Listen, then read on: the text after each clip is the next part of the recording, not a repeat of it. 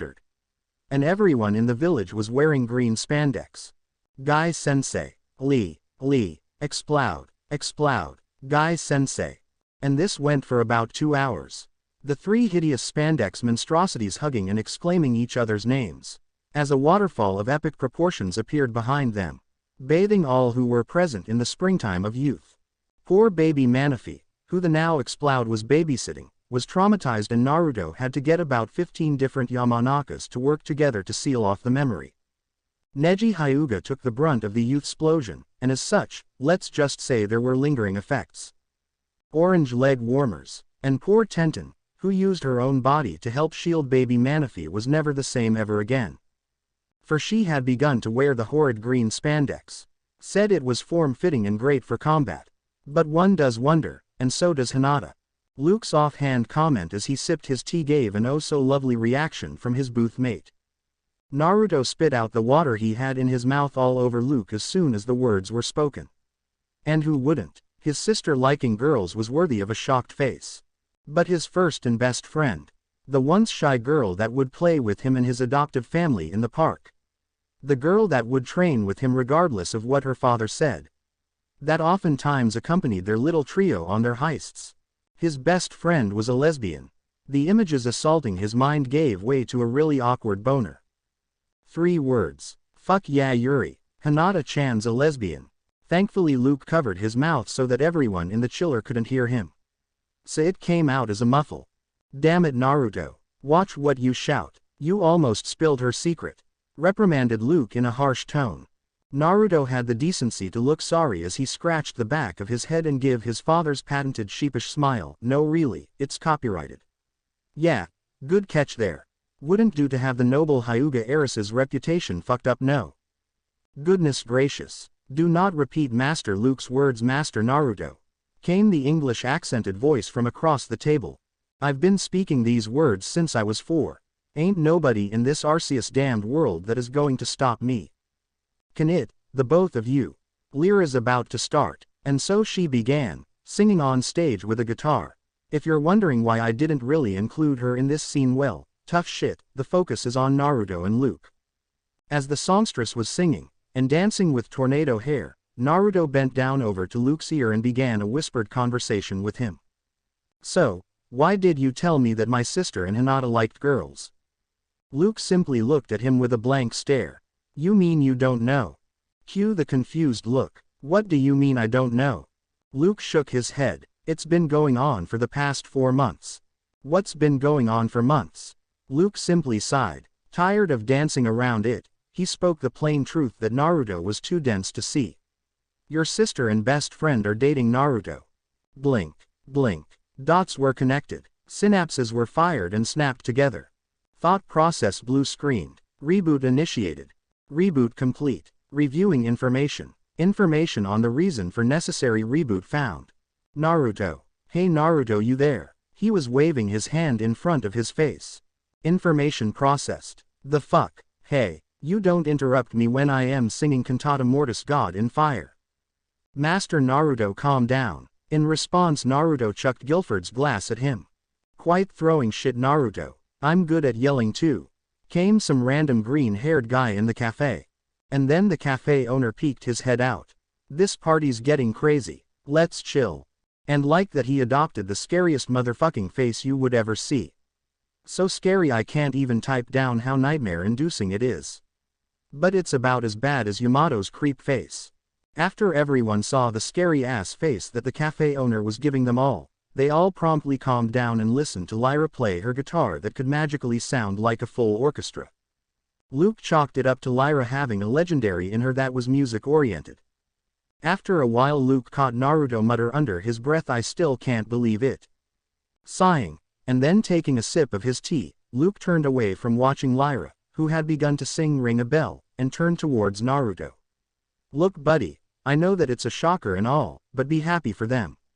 They got someone that wants them for them and not their fame, prestige, or looks. With a faraway look, Naruto addressed Luke. I know it's my sister and my best friend. I can't play the overprotective big brother on Hinata. And I can't exactly cheer my best friend on because it's my sister, and I'm still not over the revelation that both my sister and best friend are both lesbians and dating. It's just, I feel out of my element. Seeing that Naruto finished his spiel, Luke turned back towards the show on stage. Well, I can't help you there. But what I can help you with is the creation of those water seal things you and Lyra are making. Naruto chuckled as he too turned to watch Lyra just as Guilford went on stage to join her.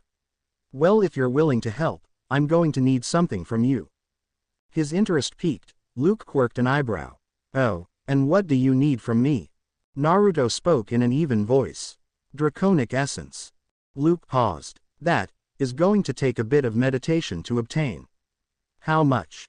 That amount you used for that Dragon Pulse experiment. About 1/4 of that. Luke stroked his non-existent beard. That shouldn't take long. But may I ask, why? Naruto simply sipped his water. Well, draconic essence would give it the density that it would require for what I have in mind. Luke took a sip of his drink in turn of Naruto. It sounds like you're trying to make something from a clusterfuck of different energies. He scratched the back of his head. That's kinda what I am doing, I even got mom to help. Luke's eyebrows rose. Both of them. Really now, what can she do to help in their making? Naruto made hand gestures. You know those chakra chains of hers I inherited. Well, found out those can be used to restrain Biju chakra. Understanding happened to Luke. Ah, and because you're using 1 tail's worth of your regenerating 2 tails you got from Kurama, Kushina could help restrain them while Athena draws the seals onto them. Naruto flashed him a fox grin. And that's not all. Because of the draconic essence being pushed into it, it would make it possible for Athena to put the seals onto the water. That's why you said you needed the essence. Naruto, you fucking genius. He stood up and made an attempt at an elegant bow. Thank you, thank you. I will be staying here all night, waiting for all you plebeians to bow to your superior. And then a can of Dr. Pepper hit Naruto's head. Shut the hell up and listen to the pretty lady on stage, fool. Came the shout of one very irate villager. Naruto was about to shout something, but found his mouth frozen shut. And then he was pushed down onto the booth by Luke. And then he was restrained by ice, had his neck frozen so that he could only face the stage, his arms were frozen to his sides, and his ass was literally glued by ice onto the booth. It's great and all that you came up with all that, Naruto, but I want to listen to a very nice looking madam sing. So shut the fuck up and watch, he said with a condescending smirk. And so they did. Luke enjoyed his time while Naruto started to enjoy after about 26 minutes. Such was the everyday life for 2 members of Team 7. Although if they had stayed an hour after they left they would have seen Asuma go on stage and create a literal air guitar and shred the mofo a new one.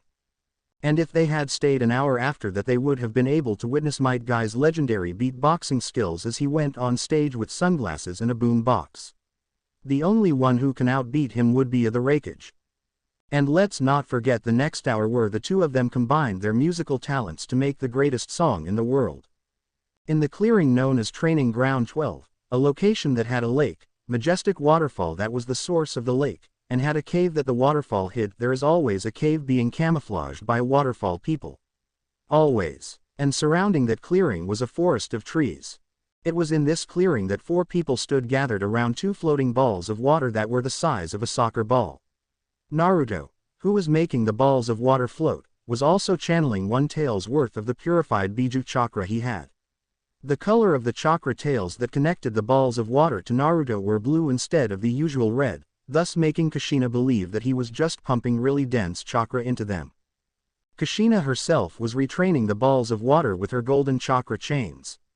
These chains were completely wrapped around the balls of water, trapping them and making it easier for Luke to do his thing. Luke sat in between the 2 balls of water, with 1 hand on each of them as he sat in a meditative lotus position, pumping the draconic essence that he was trying to generate into the 2 floating balls of water. As Athena put seals onto Naruto's skin, when these seals faded into his skin, therefore making them permanent, Athena began to do her part in the making of Naruto's project. The mixture of Biju chakra, draconic essence, and the restraining properties of Kushina's chakra chains was mixing into the water.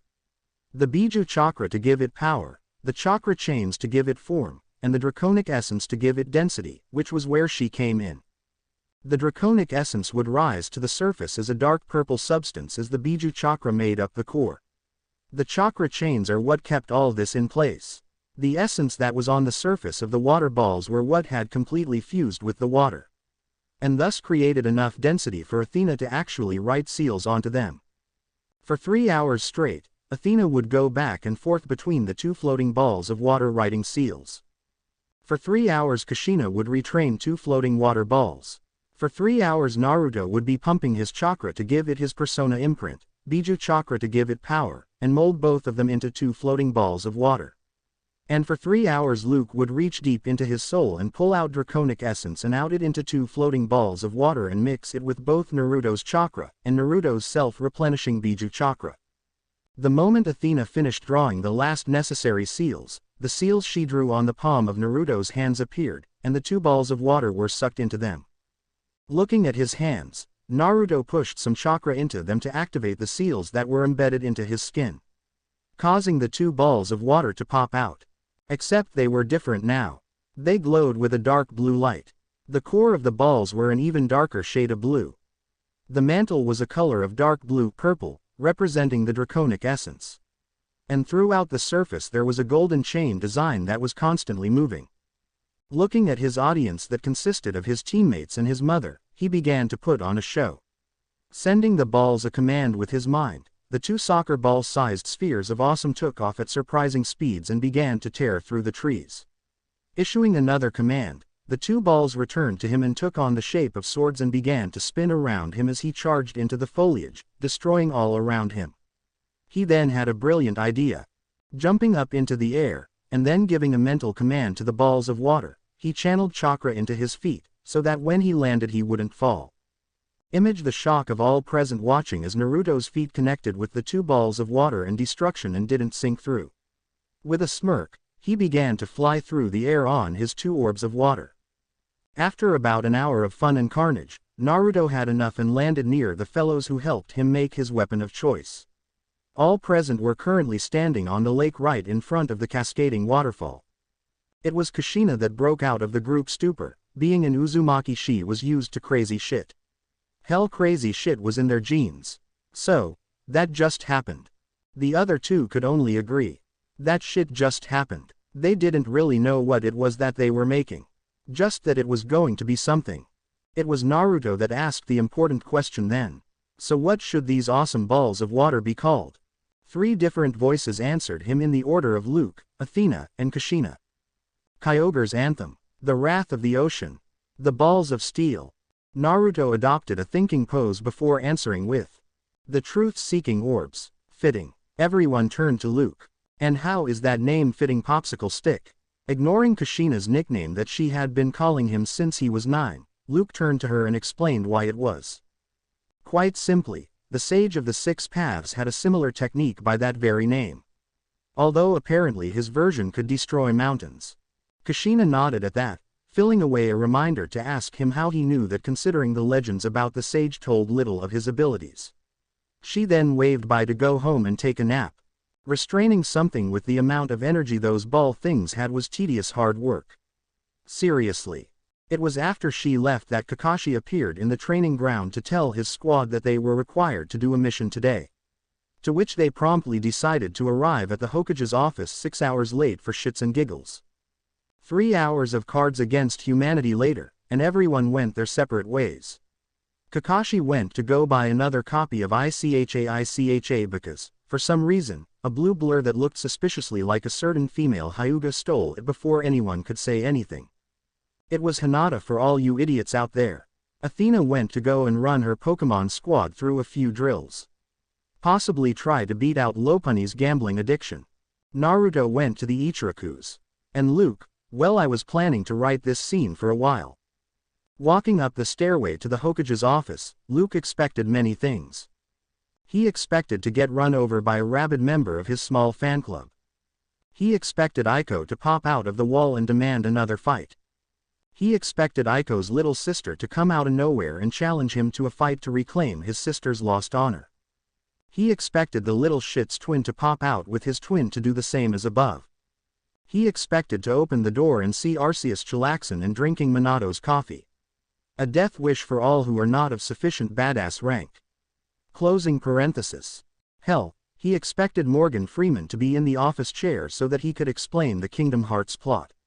And gain another freckle from doing so. What he did not expect was to open the door, see Kushina in a leather dominatrix outfit, straddling Minato, who had this look of absolute fear on his face, with all his paperwork sprawled on the floor, and Kushina having the most disturbing predatory grin possible. Luke closed the door as quietly as possible and immediately filled away what he saw so that he could write it down and potentially barter it off to Jiraiya. Well, he had to write it down so that he would have proof it happened. Because the minute he finished writing it down he was going to grab the brain bleach and chug it. Well, at least we now have confirmation about who wears the pants in that relationship. Hanabi Hyuga was many things. Stoic, a prodigy. Aware of the fact her sister was both a lesbian and a closet pervert. An avid Super Sentai fan, although she tries to hide it. The favorite daughter, 11 years old, and secretly has a soft spot for cute shit. So that was how Hanabi Hyuga, pretty much guaranteed heir to the Hyuga clan, and the most stoic child since Itachi found herself rubbing the whisker marks of a sleeping Naruto. This actually caused him to purr. Like a cat. No, seriously. How is that anatomically possible? Well, anyway, on with the scene. She couldn't help herself. Those whisker marks just looked so adorable. And so, that was she now found herself completely drenched in water with Naruto looking really sheepish. Then again, no one knew about his sleep defense mechanism that was ingrained into his muscles after years of being woken up by pillow. At first it started with him waking up and throwing a water ball at the nearest living object. Eventually he just started doing it subconsciously. So when the 11-year-old was about to wake him up with her whisker rubbing, the mechanism activated, trapping her in a bubble of water for about 3 seconds. But it was 2 seconds more than what was needed to completely soak her. Leveling her best Hyuga glare of, "You are absolutely beneath me," Hanabi began to stalk closer and closer to Naruto. Completely disregarding the fact that the whisker-marked boy had trapped her in a bubble unconsciously, she was going to give him a stern talking to. No one disrespected her like that. "Do you have any idea how much this kimono cost?" she exclaimed in her childish anger. "Chill, kid. It's just some clothes. What's the big deal? These clothes are what differ me from a commoner like you." Naruto groaned. "Great," he muttered. "You're one of those types." Hanabi's eye twitched. "And what does that mean?" He leveled her with a look of indifference. "It means that you've lived a pampered life, had everything given to you as you were always showered with praise." Hanabi crossed her arms as she continued to glare at the blonde boy. "So, it means I'm calling you a spoiled brat kid. How dare he? How dare this plebeian call her a spoiled child when she worked for that praise? When he soaked her favorite kimono that her sister bought for her on her birthday? It's not her fault that she born above the commoners into a noble house. So how dare this pleb call her out? I am not spoiled, and because of what you did to me you need to buy me a new kimono." He turned around to his back was facing her. "Nope." Hanabi was now shaking with rage. "What do you mean? Nope. Do you know who I am?" He simply scoffed at her. "Not a damn clue, and I don't care to find out. I am Hanabi Hyuga, and I demand your respect." Naruto's response was to bonk her on the head. "Like I give a fuck." He then turned around and walked away as Hanabi held her head in pain. It wasn't like the blows that she would get from sparring with other clan members, but it still really freaking hurt. But Hanabi Hyuga is not one to give up. She is of noble blood, the prestigious Hyuga clan. And what Hanabi wants, Hanabi gets. So she jumped from her position, and glomped Naruto, hugging his torso and hanging on for dear life. "The hell? Get the hell off me, brat." He was now trying to shove her off. But for some reason, despite all of his chakra and strength training, couldn't get her off of him for his life. "No, I don't wanna. Get off. No, off. No, I'll buy you a new kimono if you'll let go." He responded weakly. "No, I don't want a new kimono." "Then what the hell do you want?" It now looked like Naruto had become a human carousal, and Hanabi was the kid hanging on like nothing else mattered. "I want what I want. That doesn't even make any sense." Hanabi was now using chakra to stick to him, and Naruto was still trying to shove her off when he could have just done a simple substitution. "If you get off me I'll be you some candy." She then looked up at him with the most powerful weapon an adorable child possessed. A weapon that baby Manaphy had used many a time on Naruto. The puppy dog eyes no jutsu. Wee wee. A sigh escaped Naruto's lips as the eyes did their thing and broke through his defenses. "She would use my one weakness that any female can exploit." Yes, really. And that was how Hanabi Hyuga walked through the Hyuga clan compound's gates wearing a brand new kimono, a bag of candy in hand, and a lollipop in her mouth. And trailing behind her was her guardian Ko, who walked through with a limp and holding an ice bag to his IWA pride. Long story short, Naruto took the kid shopping. The kid's bodyguard showed up with an oak tree shoved up his rectum, pushed some of Naruto's buttons, to which he responded with taking a page out of Luke's book. With a water whip. At the end of the day, a man got nut whipped, Hanabi got a role model, Minato got laid, Naruto got a new technique weapon, Asuma and Guy made music history, Hinata and Aiko hooked up, and Team 7 completely forgot about Naruto's birthday as well as the angry mob about to knock Naruto out. Wait, what the hell is that voice tall? Thwack. And like a kidney stone, Naruto passed out. Waking up in a dark room full of idiots was not on Naruto's to-do list for the day. How the hell did that guy even sneak up on me?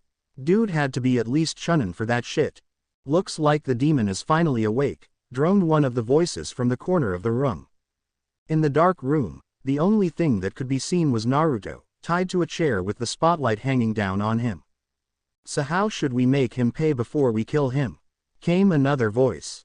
Burn him. Dismember him. Let me give him a hug. There was silence after that last one. Until Naruto broke the silence. Well, as long as it's got tits, a nice ass, and a bombshell of a body, then I'll take the hugs. He said nonchalantly. He had already untied himself. Damn it, Kirya, why do you want to hug everybody in the world? Because everybody needs a hug. Even demons. Demons don't deserve hugs. Yes they do. No they don't. You're being a fuddy-duddy. There was a sputtering noise from the darkness. I am not a fuddy-duddy. Yes you are. No I'm not. Hey what? Naruto had the decency to look sorry. I'll give you a hug if you wait outside. There was a sound of a door opening and a cry of yay hugs. There was silence after that, before Naruto stood up from his chair, causing a collective gasp to be heard throughout the room. He escaped. He got out of the ropes. We're done for. Naruto could only sweat drop. They do realize that I wear a ninja headband for a reason, right? Kill it before it can escape. With a sigh, Naruto summoned his truth-seeking orbs, which formed two barriers that acted as a wedge between him and the mob, causing all of them to fall to the floor after they comically ran into the wall. Immediate LTY. Both orbs became staffs, which Naruto grabbed in one hand before grabbing the leader, Hido, of the mob and throwing him at the wall, followed by one of the staffs, which pinned him to the wall. Seeing one of the mob people get up, Naruto did a sweep kick, knocking the mobster to the floor, whereupon he was nailed in the head by Naruto's staff, knocking the fellow out. One of the mob people came at his back with a knife that would have impaled him had he not substituted with another of the mob people, who was stabbed in the shoulder and went into shock. He only had a look of shock before he got karate chop actioned in the neck. As the newly unconscious body was falling to the floor, Naruto turned around to deliver a jaw-breaking backhand to the guy that had tried to sneak up on him with a sword. He too fell to the ground. After witnessing the shocking scene of having their fellow mob people knocked out with practical ease, the rest of the civilian mob people ran out screaming bloody murder, before being ruthlessly mauled by the undercover Kiera who was outside. Walking out while dragging the mob leader, Naruto was immediately enveloped in a hug by Hinata, who was doing an undercover C rank. As she squeezed Naruto, she shouted, "Here's your birthday hug," into his ear, which caused him to stumble out of the hug and fall onto the ground. Gah! Hinata simply giggled. She had come far from being the stuttering, timid, and inferiority complex young girl she once was. You can blame Anko for that. She became her caretaker instead of Kurene in this story. So deal with it. Before Naruto could even get up and say anything, she grabbed the unconscious mob leader and said, "I'm dating your sister B." Before disappearing in a sunshine. With a sigh, Naruto began to walk away from both the warehouse and moaning pile of unconscious bodies and into the forest towards the village. After a while of walking, Naruto came upon the Hokage monument. And waiting for him, on the head of the Sandaime, was Luke, Athena, the old man himself, baby Manaphy in his lap, Kakashi, his Vulpix, and the rest of the Pokemon. Smiling, Naruto went to sit in between Luke and Athena. It was Luke that handed him a bowl of the Ichiraku's Golden Ramen Special, the dish that got them on the ramen tour brochure. It should be noted that you had to shell out an entire bank account to even buy one of the ramen tour dishes. So this was a birthday gift that everyone pinched in for their ramen-loving brother. It was after his face took a bite that it became one of ecstasy. This was the K for everyone present to shout 3 words. "Happy birthday, Naruto," and then the fireworks of the Kyuubi festival began to go off. And this was how Naruto spent his 15th birthday. On top of the Sandaime's head, with his family and sensei, watching the fireworks of a festival that happened on his birthday. Extra. Whatever happened to the guy who knocked Naruto out? Mizuki is having a great day. He had left the demon Naruto to hopefully die at the hands of a bunch of idiotic villagers, stolen the forbidden scroll of secrets, and get laid before doing all that crap. Orochimaru was going to be so proud of him. When he appeared before him, he was going to be made the right hand of his master for bringing him this stupid village's most important collection of jutsu and techniques. And then motherfucking Iruka got in his way. "Hey Mizuki, buddy, how ya doing?" He immediately stopped from jumping to another branch as he saw Iruka casually leaning against the tree whose branch he was on. I am doing fine. I think." In all honesty, he didn't really know what to do. He kinda expected Iruka to question him on why he was leaving the village. And then he would tell him while gloating evilly, just like it said to do in the villain handbook. "So I see that you're backstabbing the village. You do know the protocol for traitors, right?" Mizuki scratched his head. I think it's imprisonment." Iruka then blurred, before planting a skeleton breaking kick into Mizuki's pelvis. You would think that the guy would go flying, right? Tree walking exercise combined with a kick, and you get, Iruka style, whiplash kick. Mizuki did not go flying. He jerked back, but his pelvis remained stuck to Iruka's outstretched foot. And then Iruka twisted it, tearing the skin into a spiral. Mizuki did the only thing he could do, he screamed. Or tried to. Iruka had his hand over his mouth before the poor guy could even get a breath in to start the scream. Iruka leaned in closer to Mizuki's face, which had gone deathly pale with fear. "We silenced traitors, Mizuki." And then the traitor's throat was slit with ninja wire that was connected to Iruka's other hand, the one not preventing Mizuki from screaming. And then the dead body dropped to the floor. Iruka only sighed before he sealed up the body into a scroll, and grabbed the scroll of secrets before he began the journey back to the Hokage's tower. Mizuki really ruined his night. He was about to get laid with Anko, again. It was a regular morning for Aiko.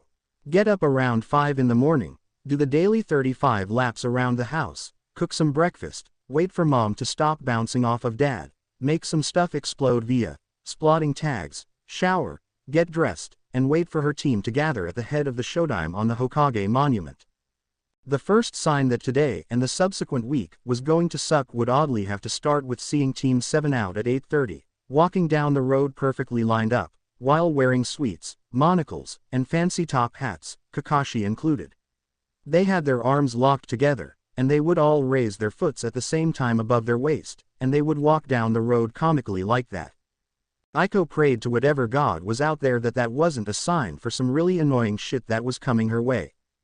"Not gonna happen," boomed a voice that was like Morgan Freeman on steroids, levels of deep that came from all directions.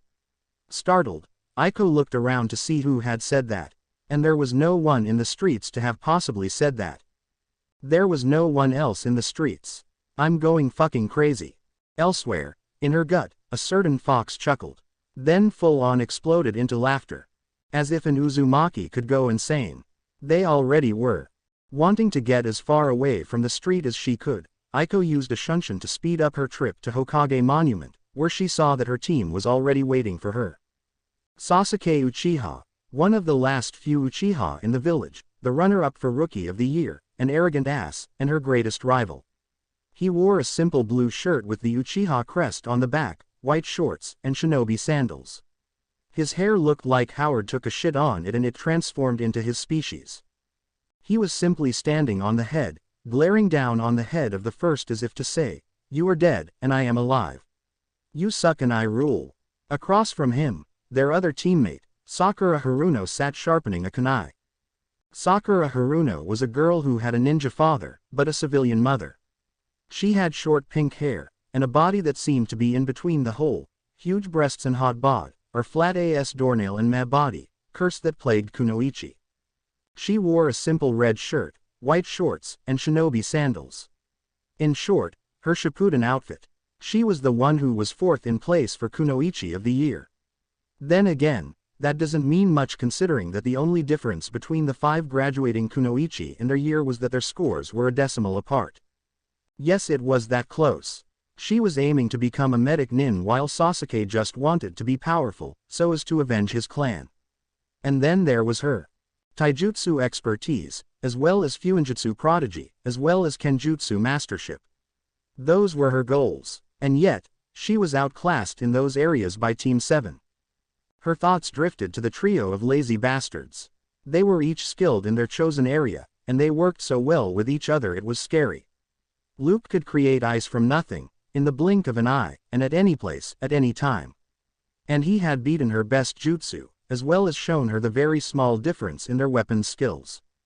She didn't even know that you could do something like what he did with an axe. Then there was Athena, who according to her mother was a fuinjutsu user of journeyman on her way to master level. Was skilled in kenjutsu, and had psychic abilities. Doesn't explain the shadowy blob ball thing she used to send Luke flying after he complained that walking was too much effort in their academy days, the walking thing Shikamaru wholeheartedly agreed with. And finally, there was Naruto, her cousin. Or at least she thinks he's her cousin. For all she knows he could be a disowned family member. He was prankster from hell just like all the females in her family, had excellent close combat skills, decent in fuinjutsu and medical ninjutsu, and could control water like a goddamn waterbender. Oh, and he could apparently fly now if her mother was anything to go by. Seriously, fucking flight. How the hell did he achieve that? Overall, Team 7 was the exact opposite of Team 11. 7 was lazy, 11 worked themselves to the bone each and every day. 7 had 3 boys and a girl. 11 had 3 girls and a boy, although with the application of some makeup the boy could look like a girl. 7 had 2 silver heads, a green, and a blonde. 11 had 2 redheads, a pinkett, and black-haired duck butt. Aiko was brought out of her musings when her mother appeared on the scene, mission in hand. Her mother had on a Jonin vest, black leggings, and her hair in a ponytail that draped across her shoulders, metal-plated gloves, a katana strapped to her left hip, blue shinobi sandals, and about 50 explosive notes sealed into her hand. Always carry your art on your person, people. It's common sense. Buck up, ladies, we got a mission. Sasuke had long ago stopped caring that their teacher had taken to calling him a lady. It just wasn't worth the effort. Aiko groaned. What is it this time? She questioned irately. Washing a window, weeding a garden, tuning someone's guitar again, hosting a tea party, arranging stuffed animals, serving as backup dancers for that green-haired chick with the butler guy. What is it? Tell me so that I can finish it and do something productive. She exploded in enthusiasm. Kushina chuckled at her daughter's exasperated demands. We're doing bodyguard duty, she said in a commanding tone, essentially telling her squad to get in line. She began walking up and down, looking at each of her students in the eye. Our charge is the actress Yuki Fujiwara. Sasuke's eyes lit up in recognition. Sakura simply nodded without saying a word. And Aiko. Aiko was having a fangasm. She and her crew will be shooting a movie in the land of snow. Oh, and the little bastard that beat Aiko is hoping on board the ship going out to snow country. And like that, Aiko's fangasm high was brought crashing down. Why is he going with us? Kushina simply shrugged. Don't know. Last I heard it was a bird-watching mission. Sasuke rose an eyebrow. Bird-watching? In snow? That doesn't make sense. It was Sakura that answered him. In extreme environments you can find unique animals. I think his mission is simply to get a picture of an exotic bird that is only found in snow country. She received a simple HN in response, to which Sakura glared at him for using the Uchiha handwave word. Kushina brought the attention back to her with a clearing of her throat.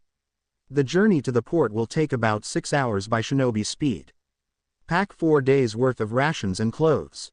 We don't know how long we may be out there. So properly prepare. She fixed each of them a look that demanded their attention.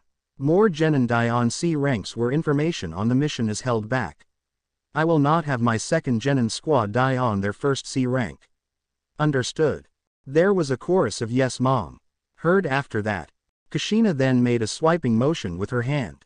We meet at the gate in an hour's time. Dismissed. And the 3 Genin scattered in the directions of their respective homes, leaving the Jonin on the head of the Shodaime all by her lonesome to gaze at the village. That is until a certain blonde-haired, whisker-marked, water-bending Genin walked out from his hiding spot to stand by her side with his hands in his jacket's pockets. There was a silence for a while. That is until Kushina decided to break the tension. Do you ever wish things could be different? He didn't answer for a while. Not really, do you? Sometimes I wish I could beat the shit out of past me. There was a snort from the male of the two. Well, at least now I know where I got my cursing habit from. Meh, I was a lot more expressive in my early years. And then the snort evolved to a chortle. How did Pops react to that? Blushed like a little schoolgirl. He was a damn flake back then. Hell, he still is. The waterbender looked at his mother quizzically. But I wouldn't trade his ass for the world, she stated with resolution. The two of them stood like that for around 12 minutes. Just enjoying the view. But all things end at some point.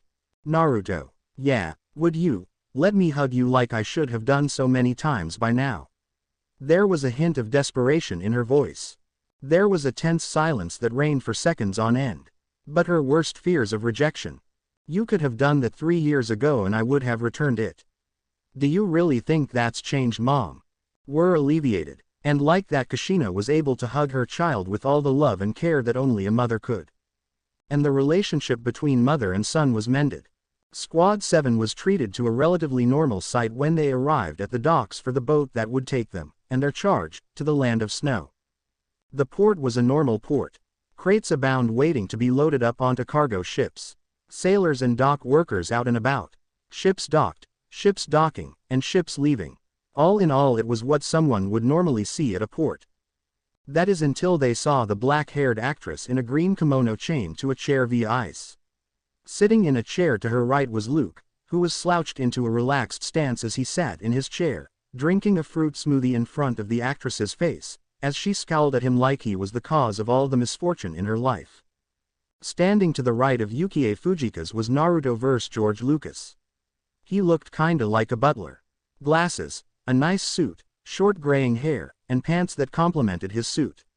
It was him that addressed the arrival of Team 11.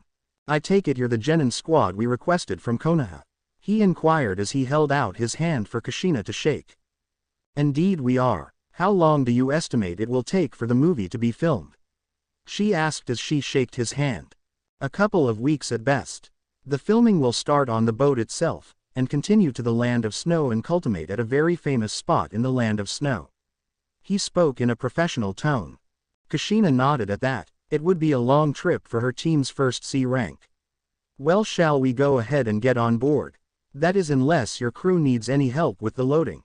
While the offer is appreciated, we are almost finished loading.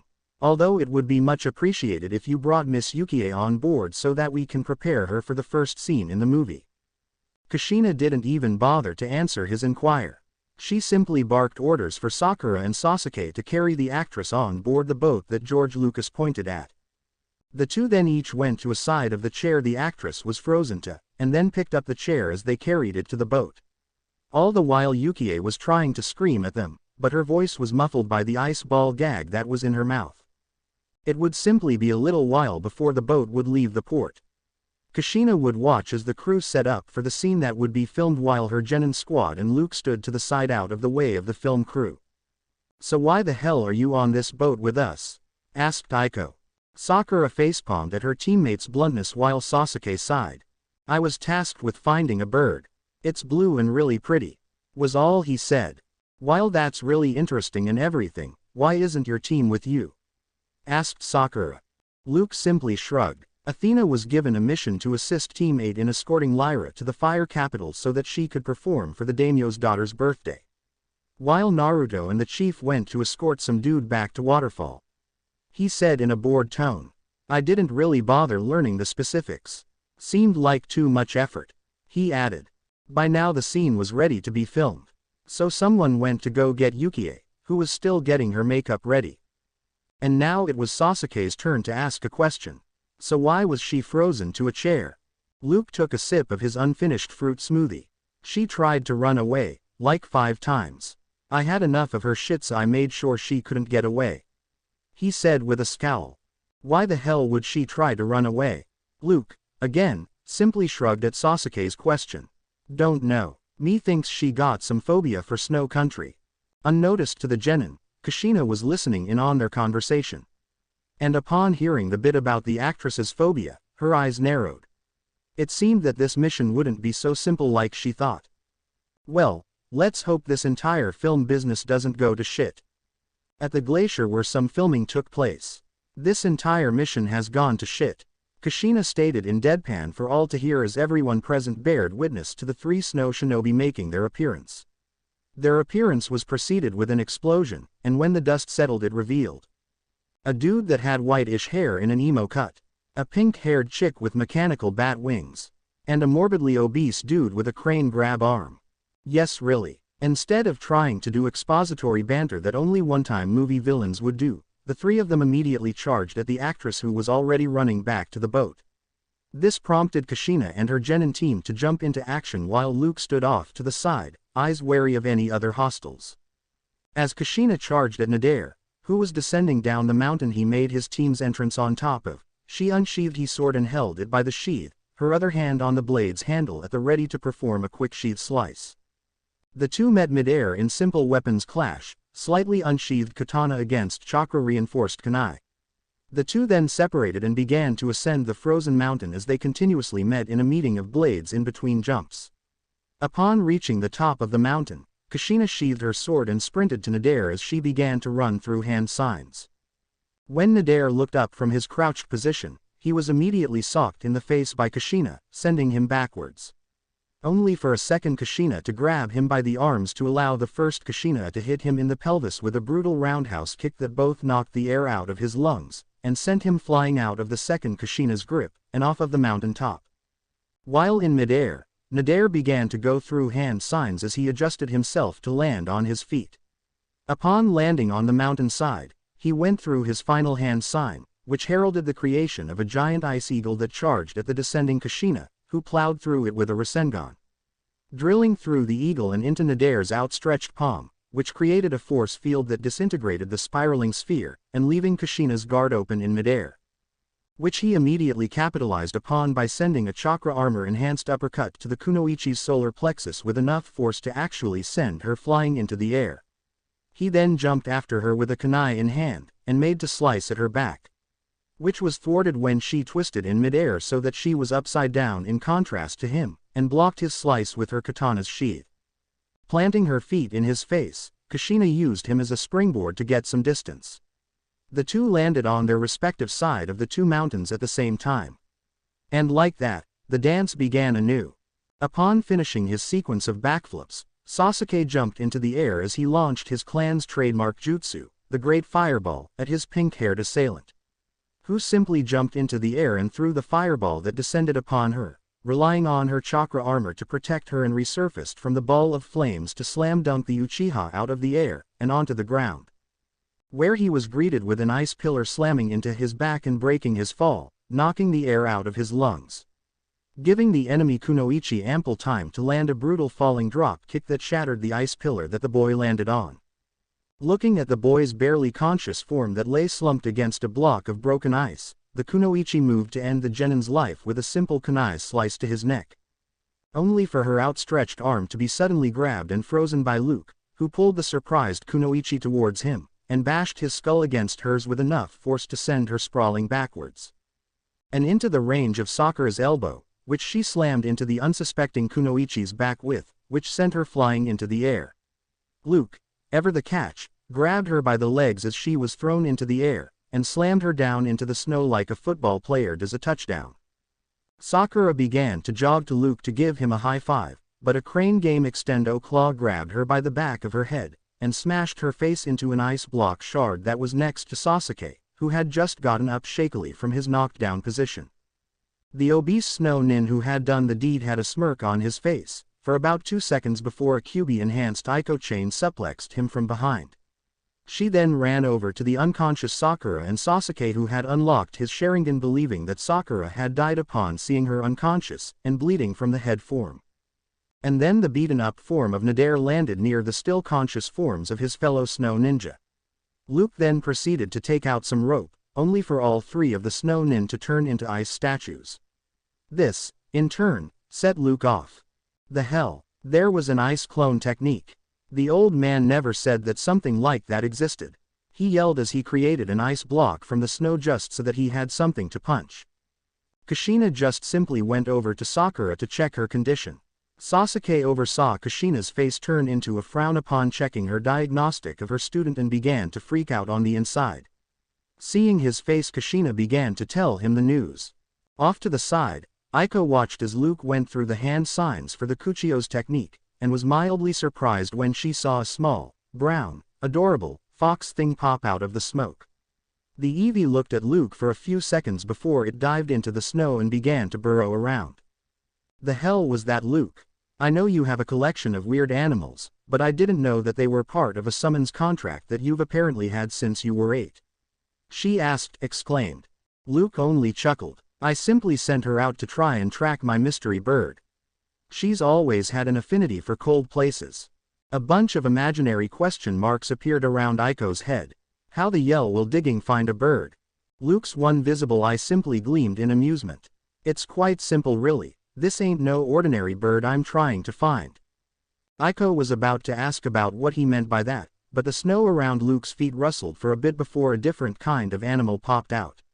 Its fur was light blue and it had pointy-like ears and tail, and had 4 diamond-like markings in a diamond formation around its rear on the side, and the clearest blue eyes that ever sparkled.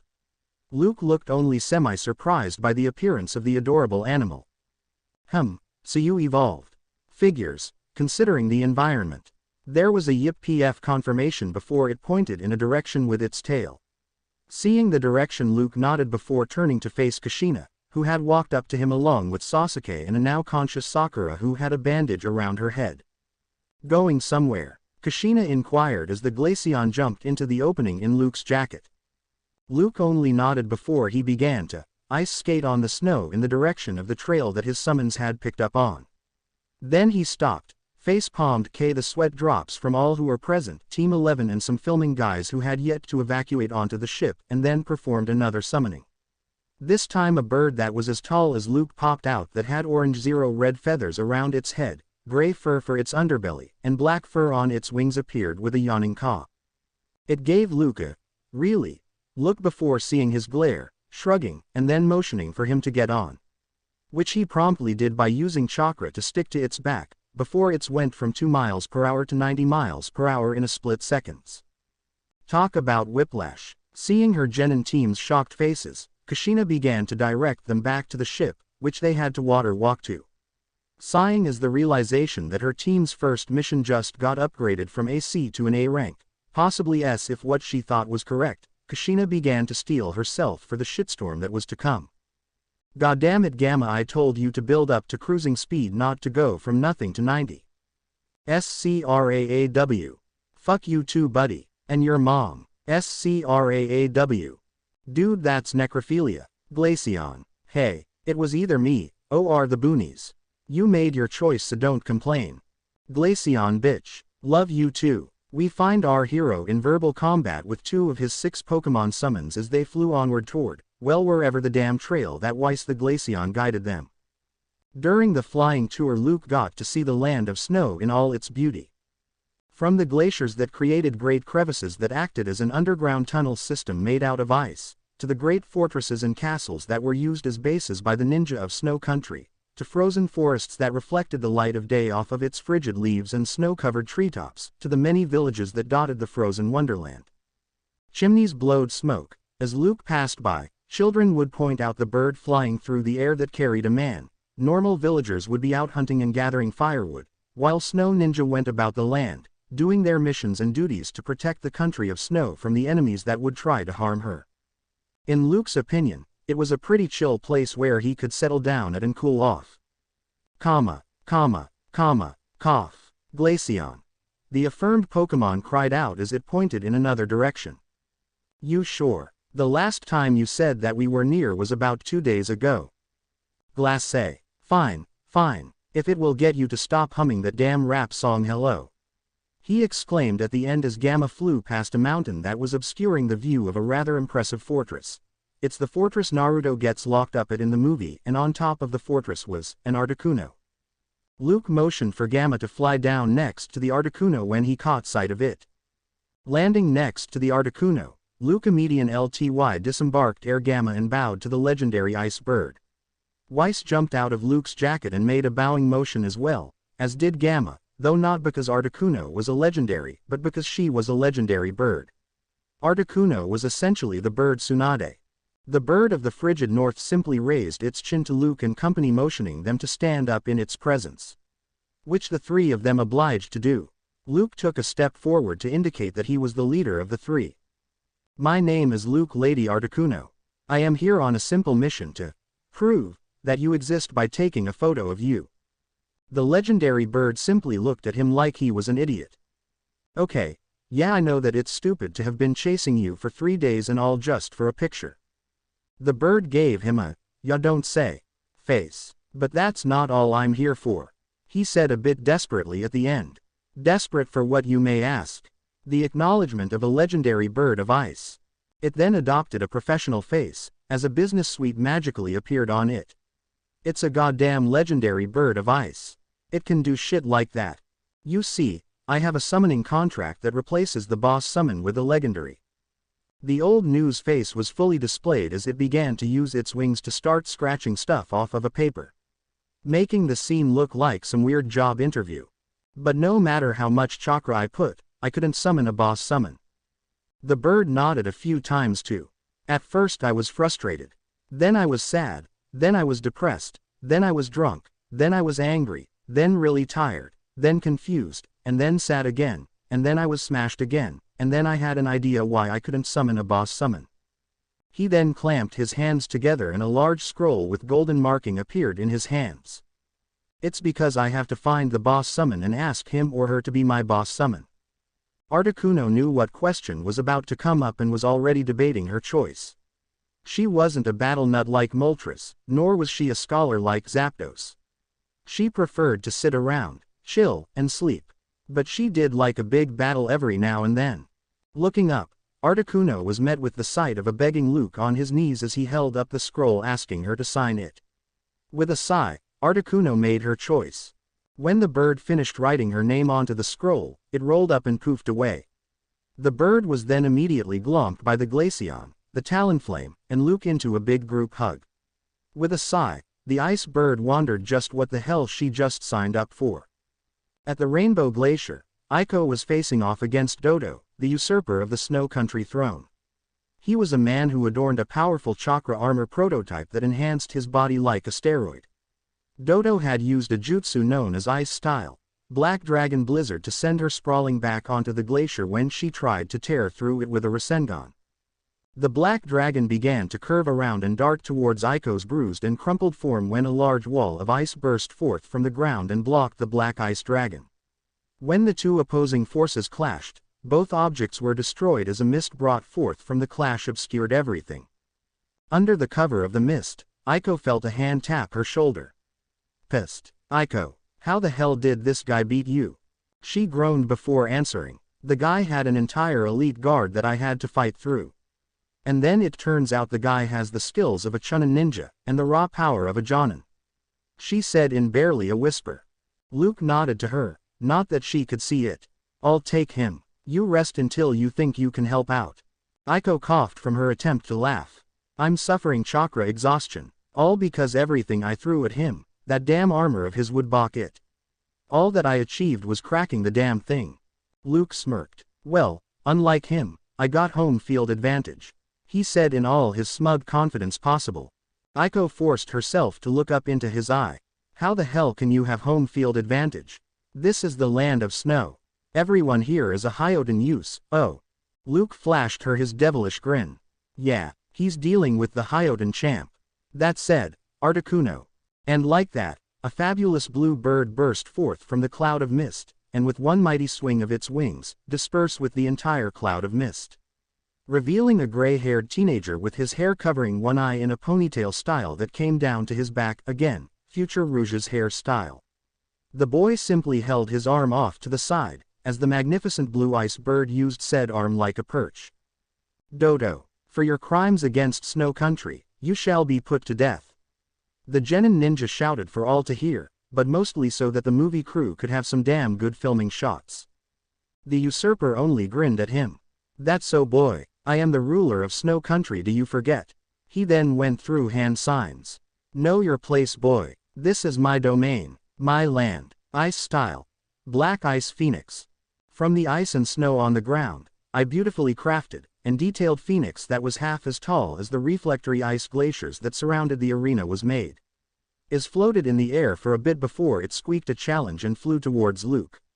Said boy smirked at Dodo's jutsu before he gave his first order to his new comrade. Show that fake who the real bird of prey is. Articuno. With a war cry, the ice bird flapped off of Luke's arm and flew into the air at gamma speeds, and immediately tackled the black ice phoenix. Before the black bird could get its bearings straight, the legendary bird grabbed its neck with its talons and threw it at one of the reflectory glaciers. And then did the Cupidagra with an ice beam that pierced both its chest and the glacier it was slammed into, which in turn finished off the black ice phoenix, as it broke down into nothing but ice shards. With a cry of victory, the legendary bird took up perch on top of one of the glaciers. Dodo simply sighed and did the same technique. Except this time, he made two. When they charged at Luke, a fiery blur tore through them, melting them in the heat of the flare blitz. With a squawk that roughly translates to, aha aha, the firebird took up perch right next to the ice bird, prompting the two to do a wing bump. Dodo's eye twitched at the fact that the boy had yet to do anything and just stood there with a shit-eating grin. Hey, Dodo, want throw in the towel already? Not on your life, boy. Again he went through hand signs. Ice style. Black ice bazooka. Dodo's technique launched a block of black ice that formed from the nearby snow towards Luke, who palmed his hands together to create an ice spear, which he threw at the approaching block from his position on the opposite end of the area from Dodo. Before the two objects had even made contact in the air, Luke and Dodo began to run towards each other. As the two raced to meet each other, they both charged up an attack. Dodo readied his chakra armor enhanced fist, and Luke began to charge up a breaker. 5 meters. 4 meters. The ice spear and black ice block shattered each other. 3 meters. Team 7 arrived on the scene with the unconscious bodies of the 3 snow ninja from before in tow. 2 meters. Aiko had moved from her original position and began to make seal traps in the area. 1 meter. The film crew shot a dramatic shot. Ground zero. Contact. The armor-enhanced fist met the ice drill. The effect was instantaneous. The armor's chakra-sensitive force field didn't even register the power of Kyrium, and as such, the armored fist tackled the ice drill head-on, shattering it through pure sheer force of strength, and causing Luke's eyes to widen at seeing his technique defeated. The pure force of the attack made Luke stagger backwards for a split second, something that Dodo capitalized on by grabbing the lad's jacket, turning around, and throwing the boy towards the shrine. With a curse, Luke flipped in midair, and threw 2 ice Fuma shurikens. Dodo simply smirked and began to walk towards the shurikens, and was shocked when the deadly projectiles actually cut into him, his stomach and the center of his ribs to be exact. With a gasp, Dodo grabbed the 2 frigid projectiles, and ripped them out of his body. He then began to hear the sounds of a Rasengan approaching, knowing what the spiraling sphere was after seeing Aiko use it on him. Girl, if you really think that that move will work after the first 3T. He was interrupted by the voice of Sasuke. Rasengan. Came the shout from the Uchiha as he thrusted the Yondaimi's prized technique. The jutsu clashed with the usurper's chakra armor repellent field. What Dodo wasn't expecting was the sheer amount of pressure that the jutsu would put on his armor, seeing as it actually forced him back a bit. He moved to grab the boy, but another cry of Rasengan interrupted him. Attacking the back of the armor user, Aiko put additional force on the force field that the leader of Snow Country prized. With a grunt, the black ice user grabbed the arms of both his assailants, and then threw the both of them at one of the reflectory glacier, with Aiko getting smashed into it first, followed by Sasuke crashing into her. With a pained gasp, the two of them landed in a heap at the base of the glacier. Completely knocked out cold, Dodo allowed a smirk to not grace his features, and then immediately turned into a scowl as he jumped out of the way of Luke's pogo stick ice spear stab from above. Twisting around the pole, Luke landed a double foot kick on Dodo's stomach, and then immediately got slugged in the face when he no-selled the maneuver. As Luke was sent flying, Dodo began to weave through hand signs. And with a cry of ice style, Dragon Blizzard, a Chinese dragon made from black ice surged towards Luke, who landed and hastily erected a wall of ice from the snow in the area. It was not strong enough to face up to a chakra armor enhanced dragon jutsu. Luke was sent into the air by the force of the dragon. Dodo began to laugh at the gray-haired boy, who was about 2 miles in the air, as he fell to one knee from pure battle fatigue. Despite being a Chunin-level fighter with an armor that gave him the prowess of a Jonin, he was not used to long, drawn-out battles against multiple opponents. But the daimyo's eyes widened when he saw that his opponent was charging up some sort of technique. So the usurper weaved through hand signs and put a majority of his chakra into his next jutsu. The Ice Style. Twin Dragon Blizzard Technique. Back in the air, Luke was forming a breaker in hand, except this time with a twist. As he began to fall, and in turn approach the Black Ice Dragon missile heading towards him, he began to channel lightning chakra through the grooves in his drill, which made the deadly technique spin even faster. As the dragon head was about to take a chomp out of Luke, the affronted lad flipped in the air, dodging the Black Ice Dragon, landing on its back, and began to run along the back of the Black Ice Dragon. The other dragon tried to home in on the boy, who jumped towards the gaping maw of the other dragon with the breaker hand dragging behind him, and landed on the other dragon, just as the dragon he was previously on took a bite out of itself, essentially committing suicide. As Luke ran along the back of the remaining Black Ice Dragon, Dodo got up from his kneeling position and used the last of his chakra to create one last ice dragon in the hopes of killing Luke. Those hopes were dashed as Luke stabbed through the Black Ice Dragon with his breaker, and landed 12 feet away from Dodo, his breaker still going strong. He then began to run towards Dodo, who hastily stood up with his failing strength, and thrusted forth his breaker hand while yelling the name of his improved technique. Thunder Breaker, he yelled as his technique pierced through the chakra armor force field, the armor itself, and Dodo's insides. With a roar, Luke swung his drill to the side, launching the now-dead usurper into one of the reflectory glaciers, which, in turn, shattered it, and revealing the setting sun. With Luke's victory, he walked up to the shrine where the Princess of Snow Country stood with tears of happiness running down her cheeks. She smiled warmly at him, about to thank him for the deed he did for her country. That is until he slammed an ice hammer onto the generator, destroying it. "What hell are you doing? That was my father's life work." Luke snorted. "If that was his life's work, then your father was an idealistic fool."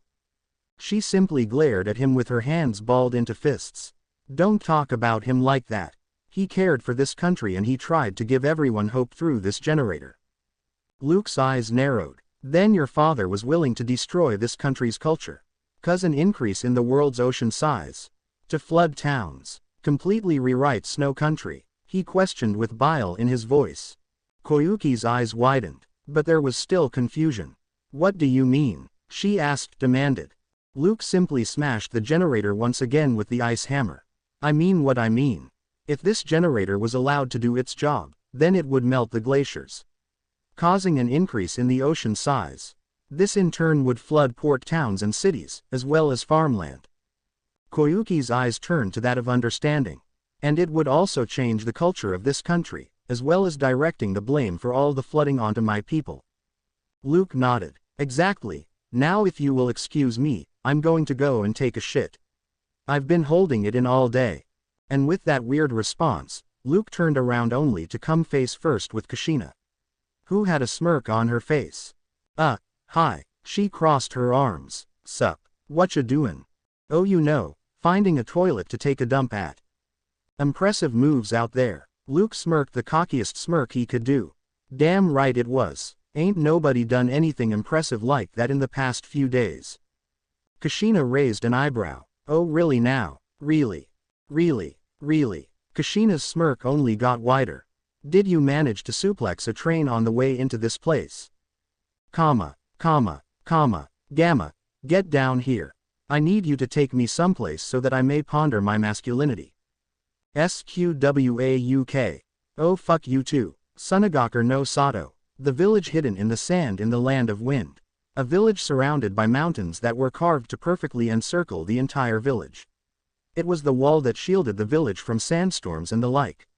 It was a village made entirely from sandstone and brick, where water was a valuable resource. The village had very few clans. To make up for that fact, the village had created unique fighting styles that were trademarked by them. The most obvious of these fighting styles is the puppeteering style, an emphasis on using chakra strings to control a golem packed with hidden weapons ranging from poison launchers, extendable knives, air cannons, Senbon launchers, and many other pointy things. The village is the progenitor of a majority of the wind users in the elemental nations. Wind, being the most offensive element, has done its part in strengthening the village with devastating ninjutsu that ranges from tornado creations to creating a full-on typhoon. The village itself had created an entire faction of specialized wind users. They are most recognizable from the giant battle fans that they carry on themselves. The village's clans do their part to add to the artillery. The two most notable clans would be the Sabaku clan, and the other is a clan that had never taken a name. It was a clan that placed on emphasis on individuality. The Sabaku clan is famous for its magnetic release, able to use the various metals in the world as if they were the clan's personal playtoy. The unnamed clan was famous for its scorch release, a combination of wind and fire release that could boil a person alive from the inside. The Sabaku clan was currently the most notable clan in the village due to the Yondaime Kazekage hailing from that same clan. Rasa Sabaku was his name, and he was the father of the village's 10-year-old Jinchuriki, who isn't as insane as you would think. Yes, you. The one with a bowl of popcorn. I know you're reading this. Simply because of one individual. Rias Sabaku. She was a 14-year-old kunoichi that always carried a large scroll of weapons on her back. She wore a simple white battle dress that came to her knees. The dress itself had 7 red dots in the chest area, which was as flat as a smooth concrete pavement in a hexagonal formation. She wore a Suna headband on her forehead that held up her orange hair that went over one eye and ended halfway down her back. She wore simple armguards and black combat boots. She had what appeared to be fishnet stockings around her legs, but was in reality stockings with the wool replaced with steel threads. She had a simple face, no real features. Except for her eyes. Her one visible eye was white in its sclera, and was a simple brown. Her other eye was a black sclera, and was nothing but a glowing ominous red dot. And beneath it, in barely readable size, was the kanji for steel. Tattooed across her shoulders were the words, Iron Will. This individual was currently sitting on a bench watching a red-headed boy with the kanji, Love, written on his head play with a bunch of other kids the boy's age. The red-headed boy in question was in actuality the Jinchuriki of Suna, Sabaku Gara. Now one would expect the boy to be an insomniac, something the boy's predecessors had. But he didn't have the telltale dark rings around the eyes, and was in fact a cuddle buddy when he would sleep with his sister or cousin. He stopped being a bed buddy with his brother when Konkuro became obsessed with manliness and being a man. He was quite possibly going to be the buffest puppeteer ever. It would be a while later that a figure the age of Rias, dressed in a black cloak that showed nothing but a true blue eye that shined with loyalty. Master Rias, without even turning around, the kunoichi began to converse with the speaker.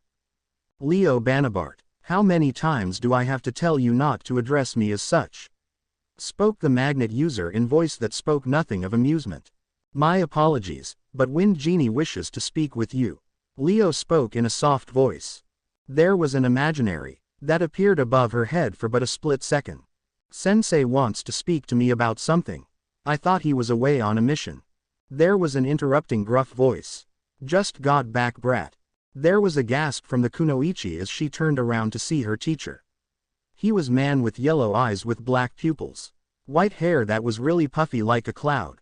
He wore a purple and green kimono that was highly unusual among the village hidden in the sand. He wore Greta sandals and had white, ovular wrist guards that seemed to look like mirrors. He was a tall man. Around 6'11". Add in his muscular build and you have a very intimidating man. His called himself Joseph Trail. No one knew his real name except for him. He was a Jonin sensei to the Genin squad that composed of Leo Banabart, Rias Sabaku, and Naoki Okaji, totally not Japanese. I just typed in random letters. It is what Japanese appears to be. He was known to the village as Wind Genie, for his superb control over the element, his signature mode of transportation around the desert. He would ride a cloud made from his chakra into battle as he flew through the air, giving the impression of a genie. Can whatever it is that you're going to say. I have something to give you, Leo and Naoki. He then wordlessly reached into his kimono and pulled out 3 forms. He handed one to Rias, and 2 to Leo. As she read the form, Rias's eyes shot open in surprise before she turned to her sensei. Only to find that he was already on his way to the nearest bar to get smashed. With a sigh Rias turned to her partner. He always does that when he sees the two of us. Do you think it's us, or him? Leo responded with a simple shake of his head. I think that we probably just remind him of his past. Do you think we should sign these? You know what will happen if we do. Rias turned to look at the kids who were now playing volleyball with Gara. Do you have a bad feeling about it? Like nothing before. Rias then smiled a smirking, condescending, battle-lusting smile. Then we are going. One way or another. I want to make sure that my blades are stained red. Leo smiled a similar smile. And oh, what fun it will be. And her blades would indeed rust red with blood. Meanwhile, in the one place with black people in the elemental nations. Kumogakure no Sato, the village hidden in the clouds in the land of lightning. A village hidden in, and stationed in, the mountains. The buildings were both built on the mountain range Kumo called home, and inside the mountains. It was a heavily militarized village, with everyone required to do at least 5 years of service to the village. A village famous for its lightning users, beloved Jinchuriki, famous Raikages, in particular the third one who held off an army of 1,000 for 3 days by himself, as well as defeating the Hachibi in single combat, its lack of clans, and its very powerful lightning techniques. A special one of note would be the Black Lightning, with its only known user being the current Raikage's right-hand man, Darui. However, one of the most famous people in the village would have to be the Raikage's wife.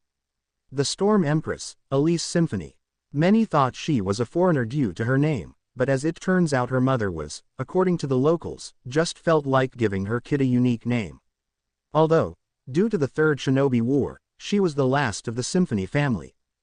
In terms of appearance, Elise was a woman that could make a man question their masculinity.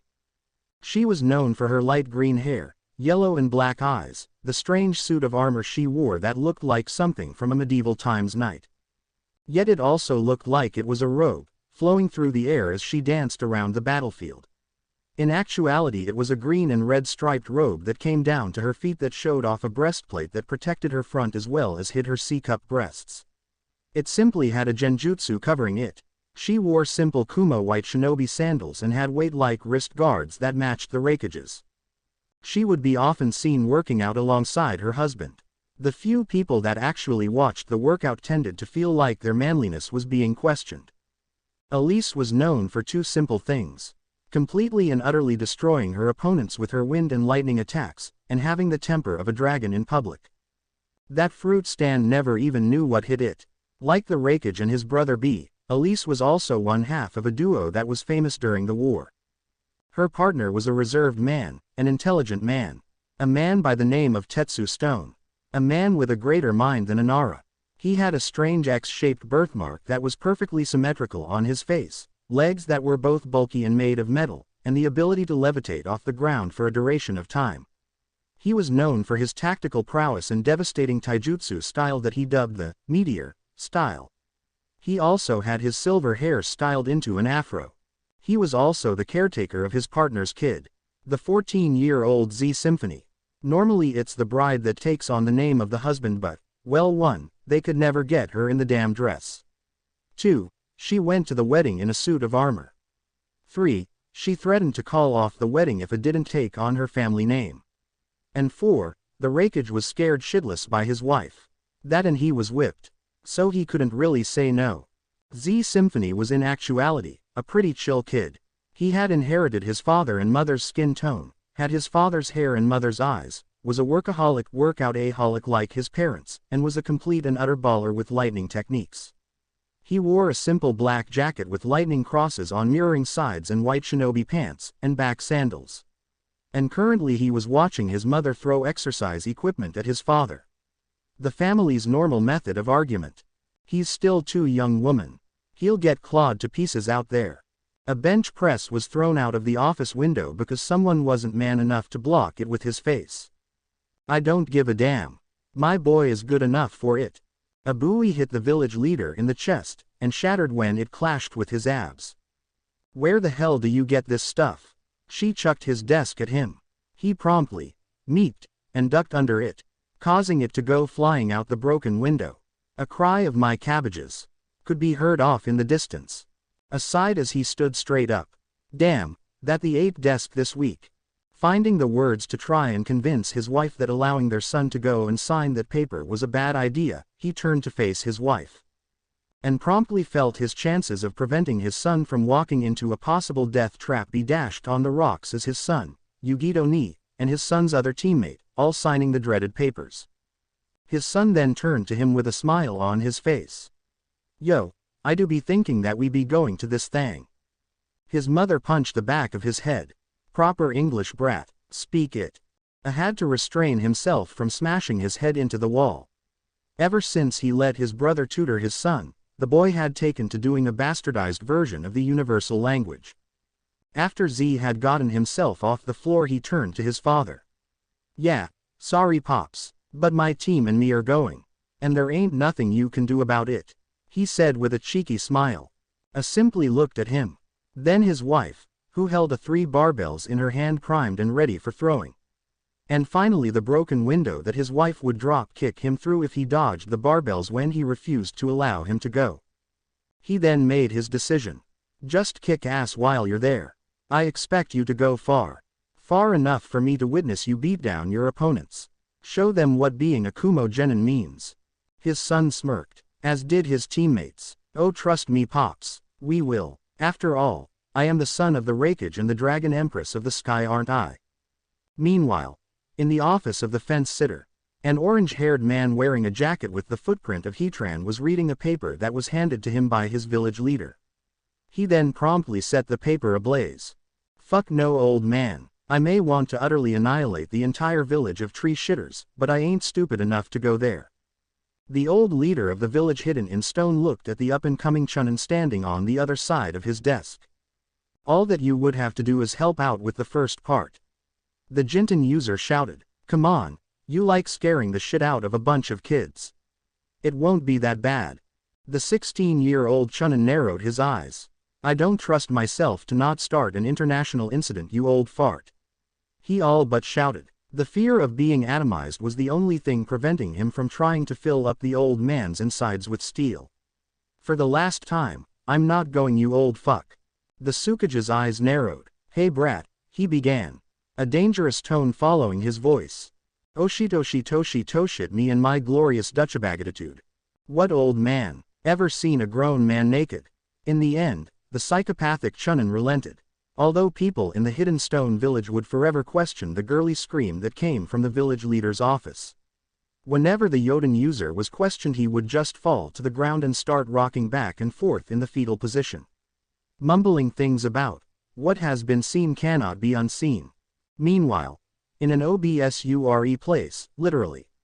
I mean, this place is Hoshigakure, the village hidden in the stars in the land of bears.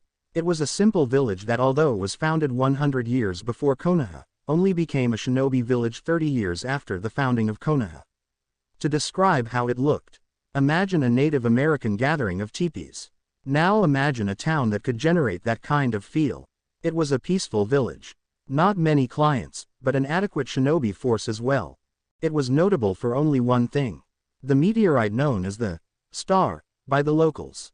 This meteorite emitted a radiation that, through the mysterious peacock method devised by the village founder, could essentially make super ninjas with ridiculous chakra control precise enough to make wings and shields. It was essentially the village's chakra armor. However, all power has a price. And the mysterious peacock method is no different. Those that didn't survive the training that took place in front of the star, the majority of people, would suffer radiation poisoning, ruptured organs, internal bleeding, organ failure, and explosive diarrhea. No joke. That shit is dangerous. There were only 3 notable shinobi in the minor village. A 14-year-old, dark-haired male that was always seen in a midnight black suit of armor, onyx black chainmail kneecaps, abyss black sabatons, and a helmet that was reminiscent of Zero's helmet from Code Geass. In short, he was a Black Knight. And he acted the part too. He always had by his side a ghastly-looking 15-year-old that was easily recognized by his gray and dark blue-purple jacket. His name was Vio Kresnik. On the back it read, Memento Mori, confusing all who didn't know Latin. The hood of the jacket, when adorned, covered his face with a skull design. What many people didn't know was that he had a strange birthmark that looked suspiciously like a closed mouth. Not many people tended to notice the boy's presence.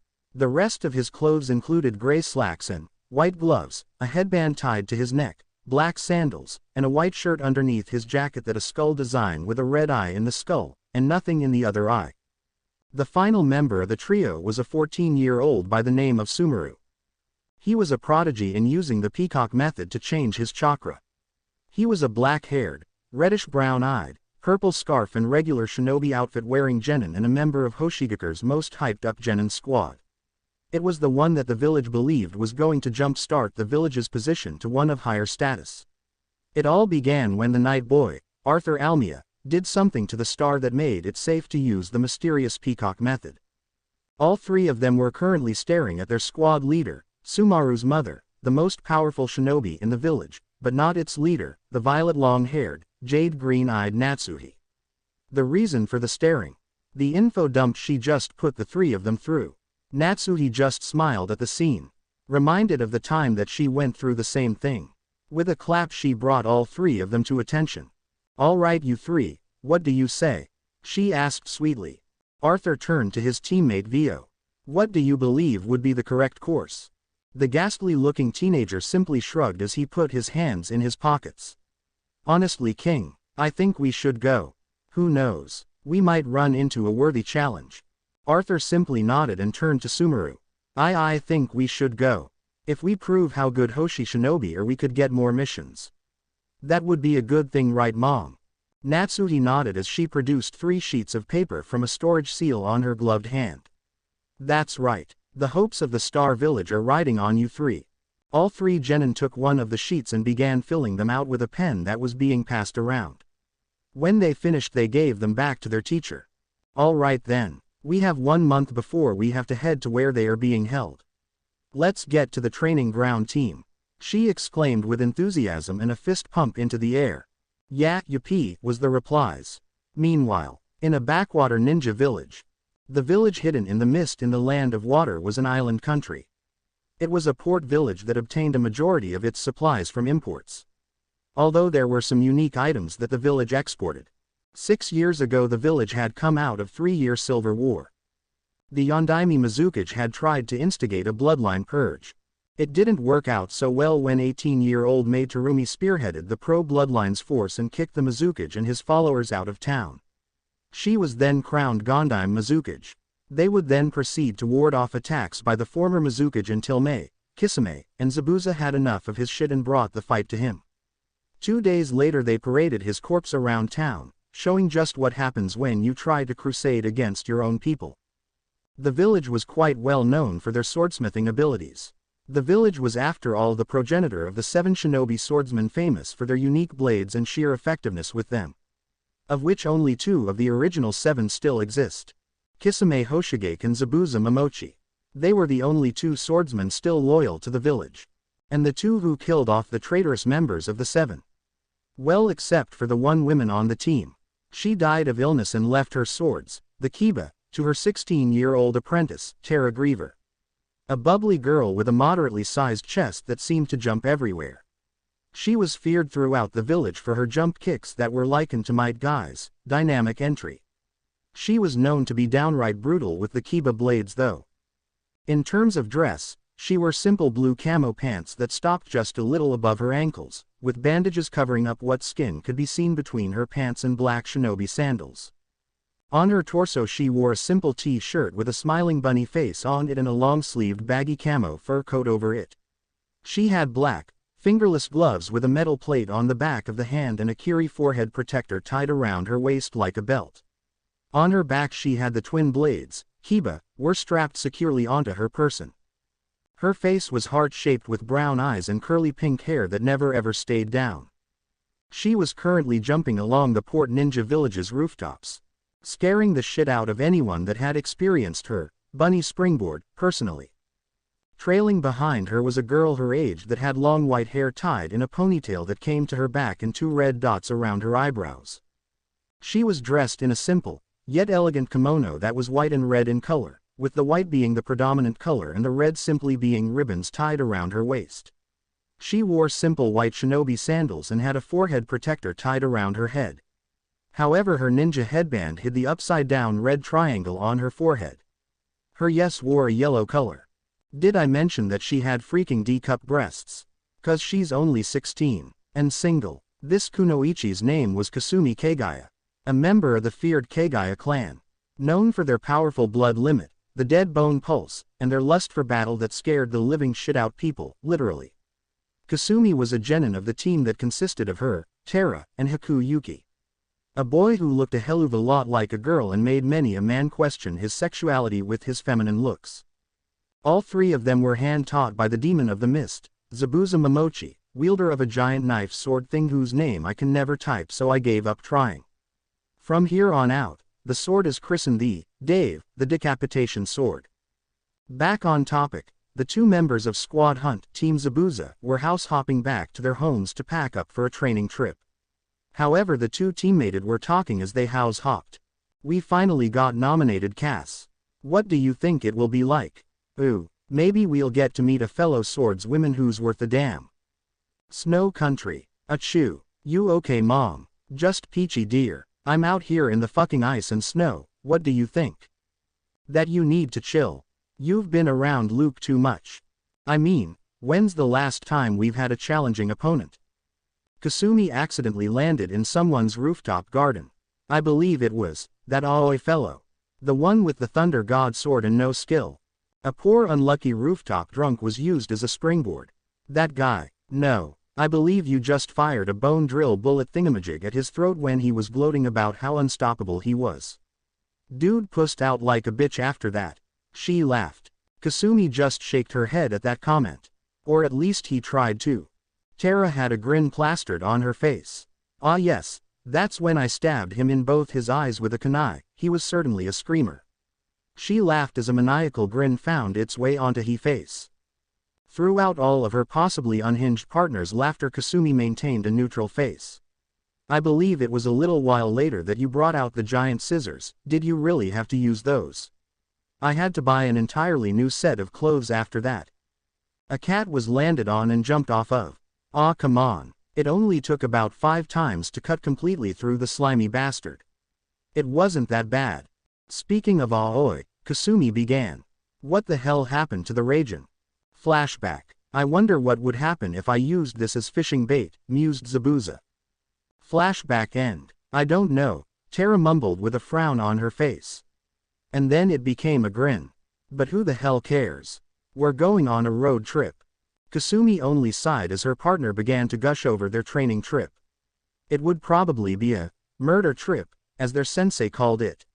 She then pushed those thoughts as they made their way to Tara's apartment so that she could help her partner pack up. God knows she needs help to pack the things that were absolutely essential. And finally, meanwhile in the village hidden in the waterfall. The village hidden in the waterfall is an oddity among the ninja world. For one, it was an actual hidden village, meaning you can't find it on a map or have a crossroad give you directions to it. There is literally a crossroad in Fire Country with a sign that says, to Konoha, in case you're wondering. To find it, you would have to find one of the many hidden underwater tunnels that lead to it. Only problem is, there's only one correct tunnel, and 128 fake ones that will lead you to a gruesome death or trap you so you can drown. So the other hidden villages decided to just stop giving a fuck and leave them be. It also unique in that it has powerful tools at its disposal, despite being a minor village. It has such things as the Jongu, a semi-sentient symbiotic-like thread thing that grant the user power over its threads, as well as extra hearts to serve as backup in case the user dies. It can also grant the user the chakra natures of the hearts, and in some cases, blood limits, making it a very powerful tool. Problem is, very few survive the transfer of threads. So it's not something in mass produce. Doesn't mean that they don't have about 15 ninjas with the Jongu. All A-rank ninja by the way. Second, the hero's water. A powerful bottle of water that when drank, grants the user a 6 metric fuckton of chakra, allowing the user to throw a through S-rank ninjutsu around like you would throw starbursts into a crowd of kids going through candy withdrawal. Only downside is the side effects. A drastic shortage in one's lifespan. Then again, the average lifespan of a ninja isn't really that big to begin with. So go crazy. And finally there is the village Jinchuriki. Yes, a minor village has its own Jinchuriki. And not just any Biju, the third strongest Biju. How the hell did they get the fucking Nanabi? It mostly has to do with an assassination attempt on Hashirima's life by one, still alive by the way, Taki Nuke Nin Kakazu, a Jongu user. Something about Hashirima laughing the whole thing off and giving them a free Biju for their trouble. It went something like that. That's my story and I'm sticking with it. Anyway, the Jinchuriki of the Nanabi's name is Fu. No last name given. She is an orange eyes, tan-skinned, mint-haired female of 13 borderline 14 years. Look up her outfit because I'm not changing it. She has begun to get into the medium range of difficulty of the techniques she could use with the abilities she received from her Biju. Namely the dust-related jutsus. She had the flying with the insect wings down pat. It was just the offensive stuff she was having trouble with. And well considering she had devoted most of her time to increasing her skill in other areas, yeah. She was part of a genin team that consisted of 2 other members. A 14-year-old, light purple, short-haired female by the name of Sue Milkovich, who wore a simple blue yukata, black sandals and was always fiddling with a pipe that she blew bubbles out of. She had lime green eyes with no iris, and wore her ninja headband on her forehead. Fu's other teammate was a 14-year-old girl with clear violet eyes, long golden hair, and crescent scarred on her face. On her left cheek, like an imprint. Her name was Luna Palladia. She wore a simple mesh shirt underneath a baggy yellow and purple short-sleeve jacket, violet shorts with a belt, simple combat boots, and wore her forehead protector like a hairband. On her back was, rifle in a Roman purple sheath adorned with gold markings. The 3 of them were currently skipping rocks, waiting for their teacher to turn in the papers they signed to the village elder. It was Luna that broke the silence. "You really think that they'll let us go?" she asked her teammates. Sue very much thinks so, but with Fu on the team, Sue thinks that they will try and keep her in the village. Fu sighed as she made a rock skip about 7 times over the lake. "You might be right, but I want to go so bad. All the other people talk about how dangerous it is," she whined. Luna only chuckled at her teammate and friend. "And you just love danger, don't you?" she asked with a smirk. "Of course," Fu replied with a smile. "Danger is the heart of adventure. As long as we're stuck in this village we'll never get to live. Adventure is all life's about," she exclaimed with enthusiasm as she pointed her finger to the heavens. Sue simply smiled at the scene. Sue thinks so too. Sue wishes that she and her friends could go outside and have many adventures. Luna was about to throw in her 2 cents, but Sue interrupted her. But Sue thinks that the village elder will not move the stick up his waist hole and will make Sue and her friends not go, she said with a sad frown. That shut Luna up and made Fu all dejected. "Way to kill the mood, girl," Fu muttered. Sue, realizing her mistake, tried to apologize. Sue is sorry she made with the mood killing. But what can Sue do to help? Luna shook her head. Nothing. Both turned to her as she made a rock skip on the water 8 times. "We can do nothing but hope that they will let us go," she said with a sad smile. It was then that the Taki Genin squad's teacher jumped out through the window of the house that was behind them. Not even scaring the girls due to them completely expecting him to do that. "Good news everybody. Y'all get to go," he yelled as he held out the pass forms. All 3 girls beamed at him, and in a group effort, strangled him unconscious. Kakashi was tacking in his team's appearance as they gathered on the bridge. Naruto, after their mission in Takiwar, ended up helping the resident Jinchuriki and her team squash a rebellion that was trying to get the hero's water, had immediately gone back to the Hidden Leaf upon getting paid. When they got back, they found Luke in his team's apartment consoling a crying Athena. For what reason he didn't know. He wasn't going to invade her personal space. If they had a personal problem then they would come to him about it. The 3 of them were on the bridge that him and Kushina had sealed the bed about 2 months ago. Naruto was off to the side looking at Athena worryingly as Luke had an arm draped over her shoulder. She seemed to find his presence on her comforting. He had to smile at that. His team truly did know the value of comrades. But now it was time for business. Ahem. He began, getting the attention of his cute little genin as he liked to call them. "It has come to my attention that you 3 are an excellent team. A team that is up to my standards." Pride flashed in the eyes of both sensei, and students at that comment. You three work amazingly well together. And you three have come quite a ways in the shinobi arts. All three nodded their heads. So I have all recommended you three for the Chunin exams that will be held in the Land of Iron. Shock was all on their faces. Kakashi continued. It's going to be a big event. Shinobi from all across the elemental nations will be participating. That means ninja from all the big villages like Suna and Kumo, to minor villages like Sound and Star. He looked at all of them in the eye. He still had their attention. The Chunin exams are not for the faint of heart. You have to be in it to win it. So let me ask you three. Dramatic pause. Will you be willing to put your life on the line and show the world just why Konoha is the best? To show the other nation our power, our teamwork, our sportsmanship. Well, tell me, are you willing to fight for your country's pride? Hell yes, sir, came the reply from the three. He then held out 3 pieces of paper. Then sign these pieces of paper. Go back home and pack. We're going to join up with the other Chunin hopefuls. After a month of straight training. Understood. Yes sir, came the chorus as they handed Kakashi their signed papers. Dismissed. And the 3 of them immediately disappeared in a shunshin. Leaving Kakashi along with one thought going through his head. Man, I love being a teacher that actually commands respect. When the Chunin exams happen, it's usually inside a hidden village. Most of the time it's either Kumo or Konoha. These exams tend to bring in a lot of commerce, business opportunities, and all around cause a village's economy to increase exponentially. They are times of celebration, of challenge. They dare all genin who enter to go above and beyond the strength they possess. They make genin see things in different lights. And this one was no different. In fact, it was a special occasion. For once, all 5 great villages, and a number of lesser villages, have decided to congregate and host the Chunin exams not in a great village, but in the Land of Iron itself. The Land of Iron is a country surrounded by snow, ice, and cold hard steel. It is the home of the samurai in the elemental nations. A place of neutral ground. No war may be declared in Iron Country, and no one wants to. All because Iron Country holds the monopoly on chakra metal. A rare form of metal that allows one to channel chakra through it, and use it for various useful purposes. It is where the name for Iron Country came from.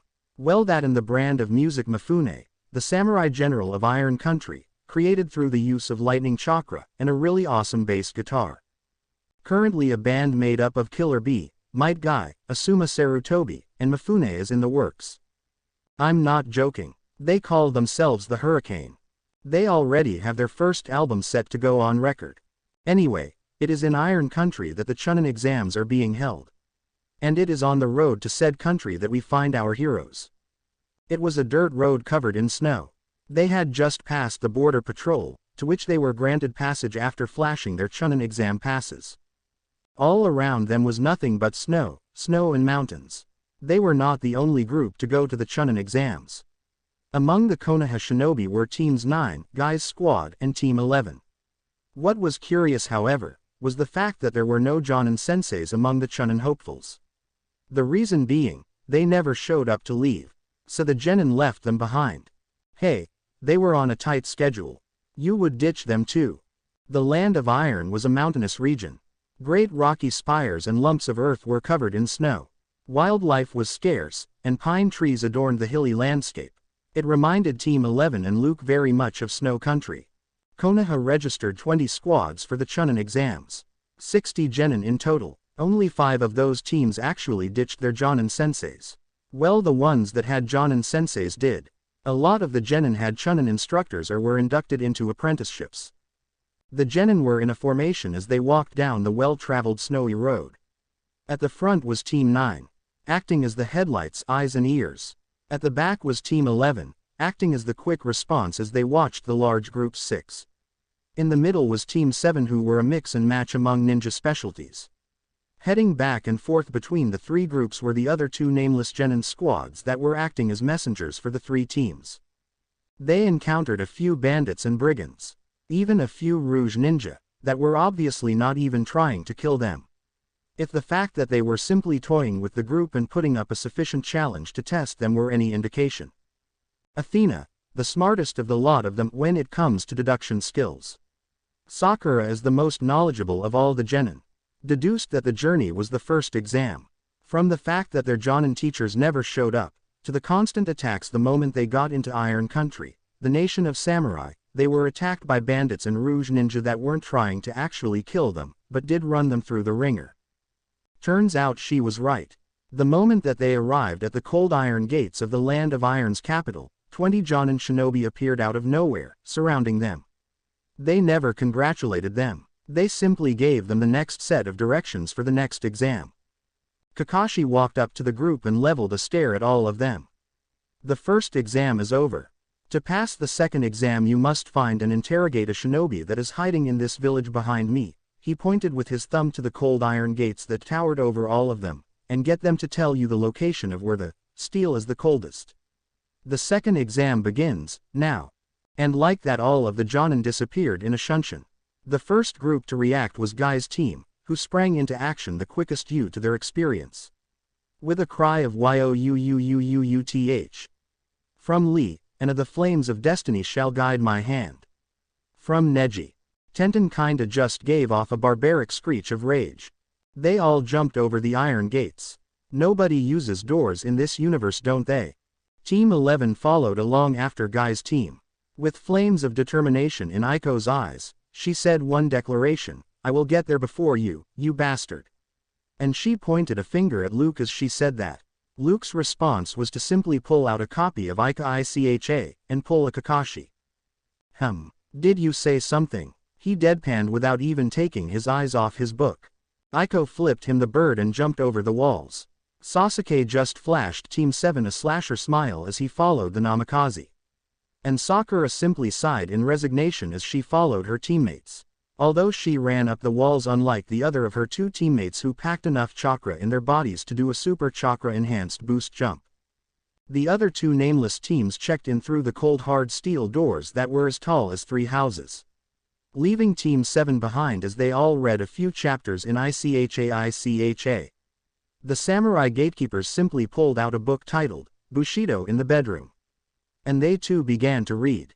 After a while Naruto just walked up to the gatekeepers nonchalantly. He did what you expected to happen. Hey guys, help a brother out, and do you mind telling me where you guys mine the coldest steel in Iron Country? He asked without even taking his eyes off his book.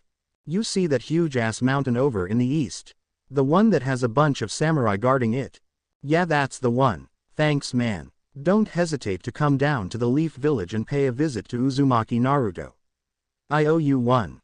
No problem man. Anything for a fellow connoisseur of women.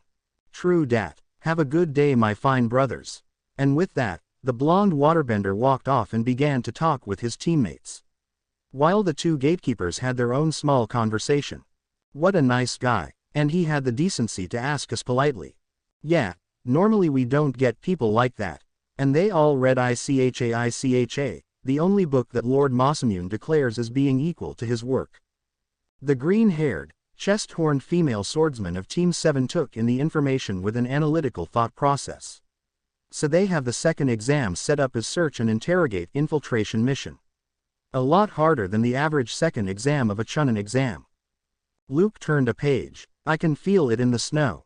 The patrol routes constantly change and there's a few sensors in that lot of samurai. Any ideas Naruto? Naruto put away his book, memorizing the page he was on. And then adopted a thinking look before a light bulb pooped into existence above his head. Can't we just fly over there? It's not like they have anything that will shoot us out. Luke paused, put his book away, and then slammed his open palm into the ground. In a poof of smoke, Articuno and Gamma appeared. Funnily enough, Articuno was sunbathing with one of them foldy thingies and was lying down on a beach chair. Parasol included.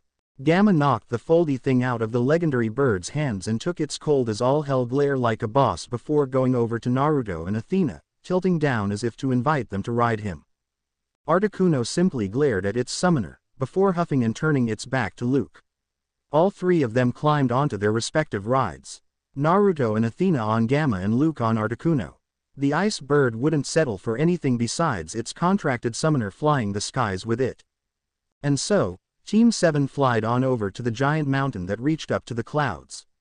And all throughout this, Athena never put away her Icha. The location of where the coldest steel is was in fact not the center of the mountain, in an underground tunnel system. It was in fact built into the side of the mountain. Near the peak of the mountain in fact. The mountain was covered in snow. It was a rocky place, with steep edges, pitfalls, crevices, and ice-infested cracks in the cold earth. Snaking its way around the entirety of the base, and going in a spiral formation towards the peak was a stone staircase. Up and down this staircase patrolled samurai. But near the peak was a temple-like structure. The entrance into the cold mountain was a flat stone ceiling held up by stone pillars. It was a temple built into the mountain. It was into the large entryway of the temple that two birds flew into. One of ice and one of flame. Gamma and Articuno gracefully glided onto the cold surface of the stone slabs that made up the flooring. The mountain's name was Mount Zailho. A place for people to journey with their comrades, and to fight their comrades with honor, to see just who is the strongest. Did I mention that the journey up the mountain was at least 2 days long even with chakra? Yes, it's above the clouds. In fact, it's almost above the atmosphere. It's why Luke and crew were surprised to see 2 other teams staring each other down in the temple. The first was a Suna team that consisted of a cloaked dude, a girl in a white battle dress with orange hair, and a guy that looked incredibly ordinary. In fact, he was so ordinary that Luke had trouble even realizing that the guy existed. He had brown hair, a completely standard face that was ordinary, he wore brown shinobi clothes, everything about him just screamed, "I'm an individual who was quite literally forgotten even by my mother." He was just that, ordinary. He was so damn ordinary, that he seamlessly blended into anything. And that completely terrified Luke. The second group was a Star Village group. The first guy had this ghastly appearance and not the Pokemon kind. He just looked unnatural. The other guy was this dude completely decked out in a European knight armor. Black as night, and as captivating as the inky blackness itself. The last guy was Sumeru from the Star Village arc. Luke at least realized that. Registeel, Darkrai, the immortal golem of the tempered earth, and the despairing king of a bygone age, watch yourself around those 2, Luke, they have the power to kill you even if we sync up, spoke the ice dragon sealed into the altered Hyoden user. Luke narrowed his eyes at the 2 other Pokemon Jinchuriki. These were deadly opponents if Kyriem's tales of the 2 legendary Pokemon's prowess was to be believed. Out of the corner of his eye, Luke noted that Athena had her katana slightly unsheathed as she looked to both the ghastly-looking teen and the cloaked guy. Her face was contorted into rage. Something Luke did not expect to see. Dusknoir, Absol, she growled out. Killer intent buzzing throughout the air as the atmosphere became charged with tension. Vio Kresnik, the partner of Arthur Almia, drew out a pair of spiked brass knuckles and got into a fighting position. Gardevoir, such a pleasure to meet with one of your kind once again, the ghastly teen sneered out. The Absol moved closer to his partner as he clutched a pair of daggers in his hands as he crouched low, ready to pounce for any given signal. I was right, this will be a bloodbath like no other, the cloaked genin whispered. Rias Sabaku chuckled as a blade whip was unsealed from a seal in her finger into her hand. She gave the whip a good crack before settling into a relaxed, but battle-ready stance. Things are certainly getting interesting, aren't they, Leo? I certainly didn't expect to see Kyriem sealed into anyone. Arthur Almia, the one wearing the knight armor, folded his arms into an arrogant pose. As if to say, you are beneath me. It would seem that the competition just got a lot more interesting. What do you think, Vio? The human Dusknoir sneered at the partner of Luke. As long as I get to kill her I'm fine. Her kind have done too much to mine to ever be forgiven, and I will have her blood on my hands by the end of this exam. He all but shouted out. Athena narrowed her eyes at the Reaper Pokemon. And to think that my kind once considered your people to be a necessity, all you ghosts do is backstab and take souls. She growled out as a shadow ball formed in her hand, the one not slowly unsheathing her katana. Such a long and bloody history behind the Gardevoir and Dusknoir families, and no one knows who started it all, muttered the human Absol. Not that my kind did anything to improve it, all we did was sell out our prerogative abilities to the highest bidder. Luke put his hand on Athena's shoulder. Calm down, Athena, fighting right now will get us nowhere, he tried to reason. But it was to no avail. They betrayed my people, Luke. And while most of my family line might be a forgiving lot, I am not. She shouted as she threw off his hand and fully unsheathed her blade, a pink of aura of power materializing around her as he left. I became a lime green and obtained a swirly design in it. Around Vio, a black and purple aura of power came into being. An aura of spirituality that radiated the essence of the spirit realm. So you allow a spiritomb to meld into your spirit, enabling you heightened psychic and ghost abilities, and 106 souls into your mind, granting them permission to mess with your thoughts. Foolish. The Kresnik sneered as he channeled chakra into his brass knuckles, giving them enhanced spiking abilities. Luke was about to bring out an ice claymore, but was interrupted. Hey guys, are y'all gonna spill some blood without little me in there to enjoy it? And in walked a girl with curly pink hair and the Kiba blades strapped to her back, a Kagaya with a red triangle on her forehead as well as having the biggest bust out of everyone present, and the third member of the Mist Trio, Haku Yuki. Everyone present tensed, while Naruto, Sumeru, and Naoki, the very Kellum-like Suna Genin, decided that they should probably leave now before they get any more involved in the fight that was about to happen. And so the three of them walked deeper into the temple, bonding all along the way. With Naruto pulling out a deck of Cards Against Humanity. Leo shivered. A Lopunny, shit, and a psychopathic one too, he muttered. Latius, Rias stated, perfectly at calm amongst all the tension in the air as she waved her whip out in a whimsical manner. Playfully swinging it around, but not hitting anyone in the area. Arthur chose that moment to speak up. The red dragon of the Protectorate, he murmured, but everyone caught it. And Luke finished for him. And the sister to the dutiful blue dragon. It's a fucking family reunion, isn't it? He chuckled. Haku decided that he too would join the other three guys who went deeper into the temple. That card game sounded like a fun one. Terra Griever, the Lopunny, glared at the Dusknoir with contempt. Oh, a Dusknoir, eh? Well, I guess it's time I honored the partnership my family has and take out your undead ass. The wielder of the Kiba blade stated with a small glance of acknowledgement to the Gardevoir that had drawn a blade. And it seems that the girl knows what to use when murdering the fools retarded enough to get in her way too. I like this girl. She stated with a psychopathic grin as she brandished the Kiba blades, lightning sparking between the two swords. The Dusknoir glared at the Lopunny, but made no comment. The Kagaya sighed and rubbed her head, and then reached back to her spine, and ribbed, Get it out to use it as a whip sword. All without ripping her clothes apart. Kagaya clan secret. By now, everyone was in a circle formation, each person facing another. Kasumi Kagaya, partner of Terra Griever, was staring as Rias Sabaku, both had whip swords at the ready. Luke was staring at Arthur, assessing him as the greatest threat out of everyone present. Arthur was in turn, staring at him, believing that Luke, as the host of Kyrium, was the strongest out of all of them. Athena was glaring at Vio, and Vio was outright growling at Athena in response. The history between the two Pokémon species was an ancient one that was once painted with a sparkling blue, was now covered in red. And had been for many centuries. The Lopunny was carving her swords together, as she grinned maliciously at the Absol. Said cloaked Absol was being overcome with a sense of dread as his disaster sense was going haywire in the presence of the Lopunny. So he assessed her as the biggest threat and completely focused on her. Preparing to cast a future sight, which would in turn, give the unspoken signal to end the Mexican standoff. What the hell are you people doing? This is a sacred spot. No fighting allowed in this location unless you took upon the pilgrimage. Boomed an old samurai that exuded an aura of power and authority. He had come in the direction that Haku, Naruto, Sumeru, and Naoki went off to. Fucking tattletales. Everyone present stopped. Wordlessly they all grouped back up into their respective teams, and went their own way. Giving glares and such to each other as they all WLKAED deeper into the temple. One thing was for sure though, old rivalries and new ones are going to come to a close when the third exam rolls around, in a month and 7 days.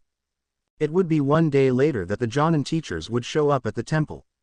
A lot of them were outright spooked that there were already 4 teams at the temple. However, 4 particular Jonin senseis were wearing grins when they saw their respective teams. As it turns out, Zabuza and Kakashi became drinking buddies overnight, and was declared an eternal rival of guys. He was immediately LTY baptized in the fires of youth in the form of a challenge from Guy. Sumo wrestling with inflatable spandex suits on top of a giant boxing ring over a jello bowl. Yes, it was as awesome as it was hilarious. Who knew that Zabuza knew how to do a German suplex? Regardless, Natsuhi and Joseph Trail hit it off like nothing else. You wouldn't expect something like that to happen. What with Joseph being a drunkard that could kick your ass, and Natsuhi being a high A-class kunoichi with a penchant to abhor the shinobi vices. But, the two met in the capital's most expensive bar, and as it turns out, Joseph is quite the gentleman. Treating the widow with respect and paying for all the drinks that the two had. If the lipstick that's still on his cheek is any indication, then the two will probably be seeing each other a lot more in the future. Kakashi had the brightest eye smile on his face when he saw that his team was the third one to make it to the temple. He gave his team one hell of a hug, and Kushina ended up slipping him some cash from her wallet, due to yet another bet that she both made, and lost. The teams made an effort to never get near another, not wanting a repeat of the first day. As it turns out, there was a time limit in how fast they had to get to the temple. After 5 days had passed after the beginning of the second exam, which the Konoha crew appeared just in time for, then the remaining teams would be disqualified. It was on the second day that a team from Taki made its appearance, and then the next day a team from Kumo appeared. Followed by Team Guy. On the fourth day, Team 11 appeared on the scene.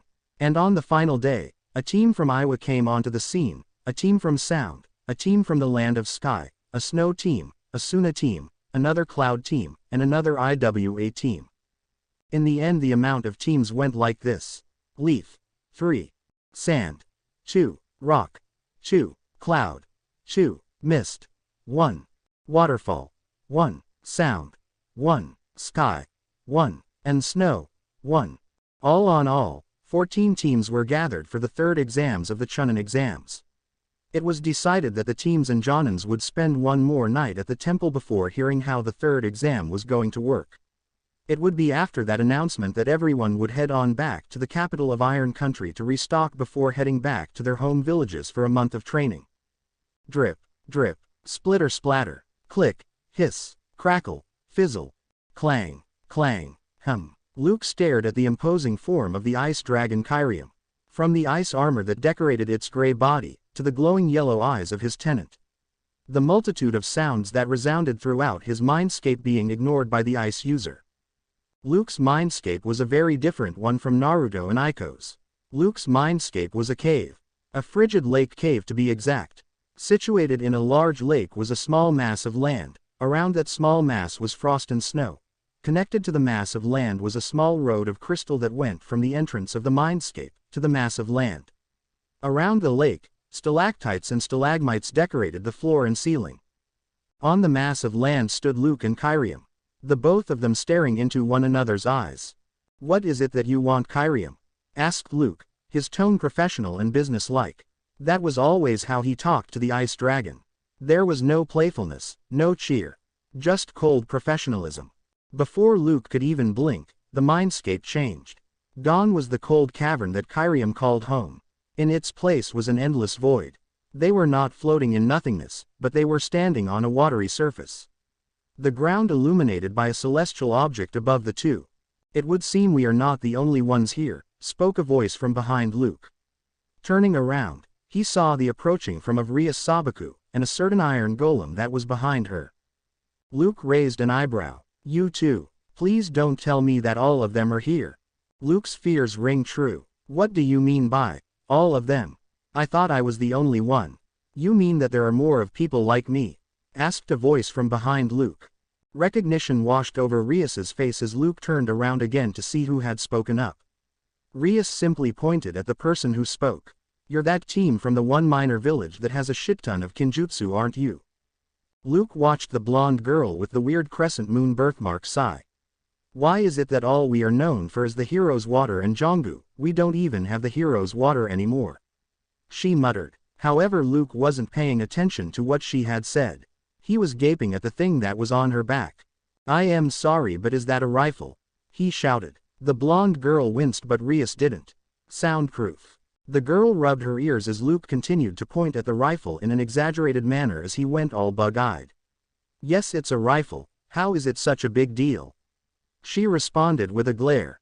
A slightly raspy voice answered. It's because most of us use swords and other close-range weaponry. We don't use guns, and nor have we seen one since we were born. You should know this fact as well, Dreamweaver. Everyone present turned to see Arthur Almia walk towards them in his armor as a ghost-like floating rag thing with a clear crystal blue eye followed him. It should be specially noted that the eye of Darkrai was of a shade of blue that sparkled with such a clear light that shined like nothing before it. The blonde girl's eyes widened when she saw the tattered form of Darkrai. She whispered 3 words as if in a trance. Lord of Nightmares. The moment those words were uttered, a gold, pink, and purple form floated down from the celestial body above. The figure was not alone, however. Accompanying it was a red and white dragon, its wings that jutted from its back giving it the appearance of a jet plane. Riding on the red and white Eon dragon was none other than Kasumi Kagaya. Cresselia, the gold one, floated over to the blonde girl as the Eon Pokemon landed and allowed Kasumi to disembark. There was a tense silence where no one spoke anything as everyone just took in the people around them. The shared mindscape changed to accommodate everyone present.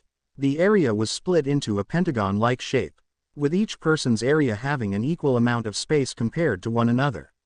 For Luke, his part became a snowfield with a misty peak way behind him. For Rias it was a volcanic-looking crag with molten metal flowing everywhere. It didn't seem like she was bothered by the heat. For Kasumi, it became a city of water, with water fountains, flowing rivers and passengers with no faces on boats going to and fro in the background, with her standing on a bridge that connected hers to Arthur and Rias, who she was in between.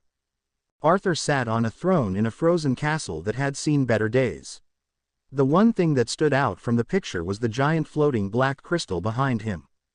And finally, for Luna Palladia, the blonde girl, her mindscape representation became a forest clearing, with the main attraction being the crescent moon symbol on it, with the crescent part being made up of a flower bed, and the rest of the moon being a small pond that she stood in the center of. Each person's respective Pokemon tenant was either standing behind them, floating above them, or standing, flying by their side. Well, the exception seemed to be the Latias. It was, cowering shyly behind Kasumi. Finally, Kasumi decided that she would be the one to start the conversation. She leaned forward and put her hands on the stone railing of the bridge she was on. I believe an introduction from all of us is in order, correct? We all know who the Pokemon are, so allow us humans to introduce ourselves. Everyone nodded at that. It was a way to start a conversation. And they kinda needed something to talk about. Any longer and the previous silence would have become an awkward silence. Kasumi straightened her back and pointed to herself. My name is Kasumi Kagaya. I adhere to the Hidden Mist Village. I am a member of Squad Hunt, led by Zabuza Momochi of the 7 Ninja Swordsmen. My skill set includes using my Kenkai Genkei, the Dead Bone Pulse, using attacks of draconian nature, and my specialty lies in Genjutsu. Everyone took the information in, filing it away to better prepare for it should they ever face her. Rias took a step forward. I'll go next. She spoke with a hint of dry boredom. My name is Rias Sabaku. I belong to a genin squad led by the San John and Joseph Trail. Luke interrupted. Hold on. Joseph Trail, the Wind Genie. If he's your Jonin sensei, then why isn't he here? Rias fixed him with a look. And why would he be here? It's not like he's one of us. Luke looked pensive at that. His face narrowed in confusion. But I thought that he had Windorus in him. Arthur scoffed, which sounded weird when it came out of his helmet. Don't be foolish. If he was in fact one of us, then shouldn't he be here alongside us? He questioned to Luke. When Arthur saw the downcast look on the ice user's face, he nodded to Rias. Continue. Rias flashed him a smirk. Right, as I was saying before I was so rudely interrupted, she casted a disproving glare towards Luke. My skill set includes being a weapons mistress, being adept at wind jutsu, and created a whole another way to use the magnet release bloodline. The blonde girl of the group looked at her oddly. What do you mean you invented another way to use your clan's bloodline abilities? Surprisingly enough, it was Darkrai who spoke up. The first Pokemon to speak up out of all present. She has metal stitched into her clothing, wires locked around her form. I would hazard a guess and say that you use ninja wire in conjunction with your weapons and bloodline to control them in the air and soak the battlefield in blood. No. Spoke the Nightmare Bringer. a narrowed eye being his only sign that he had focused his attention on the red-headed girl. Rias's eye widened at hearing that. She glared at the Nightmare King, but didn't say anything else. Caring not to give any more information about her abilities. Which kinda worked in a way. She didn't confirm, nor deny the Pokemon's accusation. However, her actions did confirm that Darkrai was close in his guess. Luke coughed and brought everyone's attention onto him. He looked around for a bit to see that he had all the eyes and ears.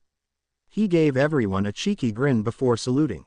"My name is Luke Unova and your last name sounds made up," deadpanned Kasumi with her trademark blank face, interrupting Luke in the process. Said person began to start up again. "Like I said, my name is Luke Unova and M. See, I told you Darkrai, I'm not the only one named after a region," interrupted Arthur. Luke sent a glare at the knight in armor before trying to start up again. This time he looked at everyone again before starting. "My name is Luke Unova and my SK. Wait, you're named after a region," interrupted Luna as she looked at Arthur. Said knight simply sighed from inside his helmet. Again, sounding really weird. It kinda sounded like he was breathing into a magic conch shell. "I'm named after the Almia region. You know, the one with only rangers and no trainers," he answered, oblivious to Luke's twitching left eye. A light bulb appeared above Luna's head, literally, and she slammed her fist into her open palm. "Oh, now I know the region you're talking about. Did you say something, Luke?" she asked in genuine curiosity as she sent the twitching Luke a confused look. Said person simply sighed. "You people are assholes," he muttered under his breath. He then cleared his throat. "My name is Luke Unova and my skillset is..." "Does the Almia region have any trainers at all?" inquired Rias. "Arceus fucking dammit." "Hey." Ignoring Luke's outburst, Arthur answered her question. "No, it does not. It only has Pokemon Rangers. It is one of those, no trainers allowed, kind of places. I hate all of you." Everyone present, sans Registeel and Kyrium, snickered at Luke. "All of my hate, all of it," he muttered. Luna just laughed at him. "You can start up your introduction now, Luke Unova," she stated with a smirk. Luke simply glared at her before starting up once again. "My name is Luke Unova," he looked around, staring at each and every one of them. "I am a genin of Team 7 lead by Kakashi Hatake. My skillset includes summoning, my own style of ice release, and that's about it." Everyone looked at him oddly. "Wait, that's it?" Luna questioned. "Yep, but that's so little variety. Meh, don't need much else." Luna's eye twitched. Luke gave her an odd look. "What, I got something on my badass face?" The host of the Dream Weaver simply sighed. "No, nothing's wrong, it's just, you're not very capable of adapting to a situation, aren't you?" Luke continued to have the face of a confused child. "I'm not following you." It seemed that Luna was about to go on a tirade of how variety can help any ninja, but she was stopped by Arthur. "If the fool doesn't want to prepare, then do not waste your time and ours on a matter so trivial as this. We don't have all day to do this." Impatience flooding his tone. It got everyone back on track. Arthur stood up from his throne. "My name is Arthur Almia. I am the lead genin of the Orion squad led by the Jonin Natsuhi. My area of experience involves the art of genjutsu, taijutsu, dark-type techniques, and connecting the reality of this world to the subconscious." Most of everyone in the room had confused expressions on their faces. Well, the humans did, except for Luna. She was giving Arthur a clear look of disbelief. Luke turned to give a questioning glance to Kyrium, but the ice dragon simply turned its head in the direction of Cresselia. Said Pokemon gave an appraising gaze to the knight in armor. This went on for a minute until the psychic Pokemon raised its head in approval. "It would seem that he has indeed managed to achieve such a state. You have trained him well, Darkrai." It spoke, its voice like that of an echo, but at the same time soothing. Darkrai seemed to have a smug prick look on its face. Kasumi fixed a bland look at the Dream Weaver. "Care to explain what it is that you're talking about?" she asked blandly, her elbow leaning on the bridge rail in front of her with her chin lazing on her hand. Cresselia simply raised its head, the attention of everyone in the room upon her. "The world of dreams is an entirely separate realm from this one. Created by the subconscious of everyone that breathes, it is a world where our most secluded thoughts are mixed in with the others of the many. If one is able to stand in both worlds, having half their mind in the subconscious, then they would achieve a state that is very much akin to this world's sage mode. The giver of good dreams explained. Rias gave a skeptical look to the dream legendary. There has got to be a drawback to something like that, care to explain? She asked with a smile. Said smile was entirely fake. Naturally such a state of mind would have some drawbacks and limitations. But I would be spoiling things if I explained too much. The legendary answered in a playful tone. Rias scowled. Damn, was hoping she would be stupid enough to give away more information. She muttered. Luke raised an eyebrow at the statement. It's not exactly a good idea to antagonize a legendary Pokemon whose domain is dreams and the subconscious, when you're in a shared mindscape. Shaking his head, he clapped his hands, drawing the attention onto him. While that is entirely interesting and all, should we get a move on? You, Blonda, next. Said Blonda bristled at him before rubbing her hand onto her head. She then straightened her back and addressed the crowd. My name is Luna Palladia. I am a genin of Taki and I am a member of the Waterfalls team with the most potential, as the higher-ups like to say. I specialize in long-range combat with my girl Shelia here. She whipped out her hunting rifle and rubbed the shaft while smiling like a lunatic, as well as genjutsu and fairy-type techniques. Arthur gave her an appraising look, not that anyone could see it because of his helmet. He simply nodded to her before his throne sinked into the cobblestone floor of his mindscape part. The castle area of the five-piece shared mindscape then dissipated until there was naught but an abyss in its place. Luke and everyone else raised an eyebrow at that. Except for Rias. She just giggled. Well, the bastard just stayed for the free information. Douche. Luke blandly stated. Rias agreed. I know right. The jerk didn't even say bye-bye. Or night-night. Kasumi fixed her seemingly permanent blank look onto Luke. It's the reason why we all stayed here. Free info on our possible opponents. And with that statement, she turned around and jumped onto the back of Latius. The two flew away. Huh, Luke deadpanned. Hey Rias, she was already gone. The two girls' respective parts of the Pentagon mindscape already nothing but darkness. The only boy in the area sighed. Well, how about you Loon? Oh come on. She had flied off into the blackness on the back of Cresselia. Let us depart Luke. We do not want any more people listening in on us, do we? Spoke the legendary leftover husk. The boy sighed, and sagged as a raincloud appeared above his head. Yeah, let's go. And with that, the last person and Pokemon in the shared mindscape left the hub. Wait, they knew that me, the Rappin' Killer Bee, was in this house. Yes, they knew ya fool. How could they not? When there were two people that specialized in dream manipulation. I swear, sometimes I wish that I was put into someone else besides a rapping fool. Hey, yo, there ain't nothing wrong with me and my rap. If y'all got a problem then I put y'all in a trap. And to get y'all ass out, y'all gonna need a map. And if y'all get out of that, then you're gonna be put in a sack. That's me, the Rappin' Killer Bee. For the love of all things holy, someone kill me. The next day, all the gathered teams had delivered themselves to the temple entrance. It was wide enough to accommodate all 42 genin plus the Jonin senseis and then some. The attention of all present was on one individual.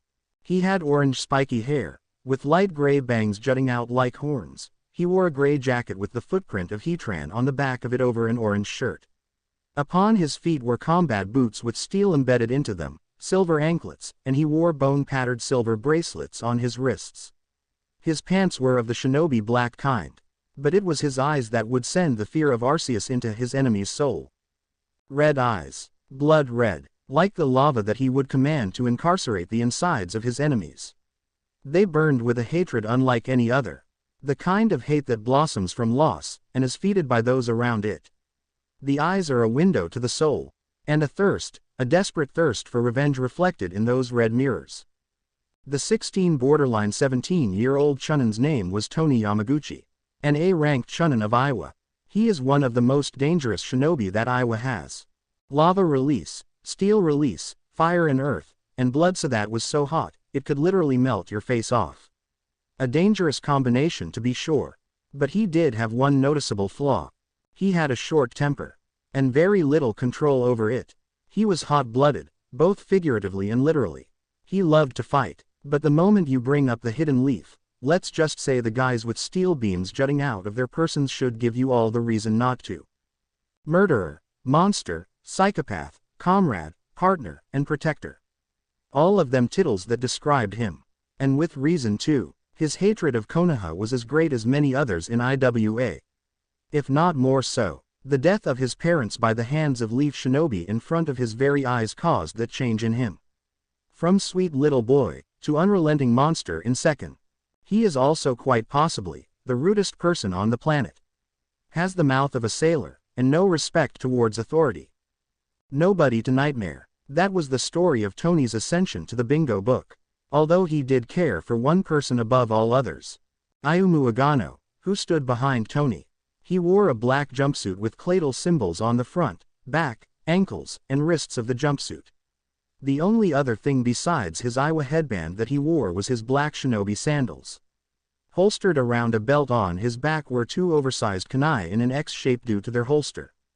He was 15 years old. The teenager's eyes were a hooded pink, and his black hair was in the shape of a cone. Much like that of a cladle. Tony Yamaguchi and Ayumu Agano. The two of them were inseparable. Partners in every sense of the word. And they were the proctors of the third exam.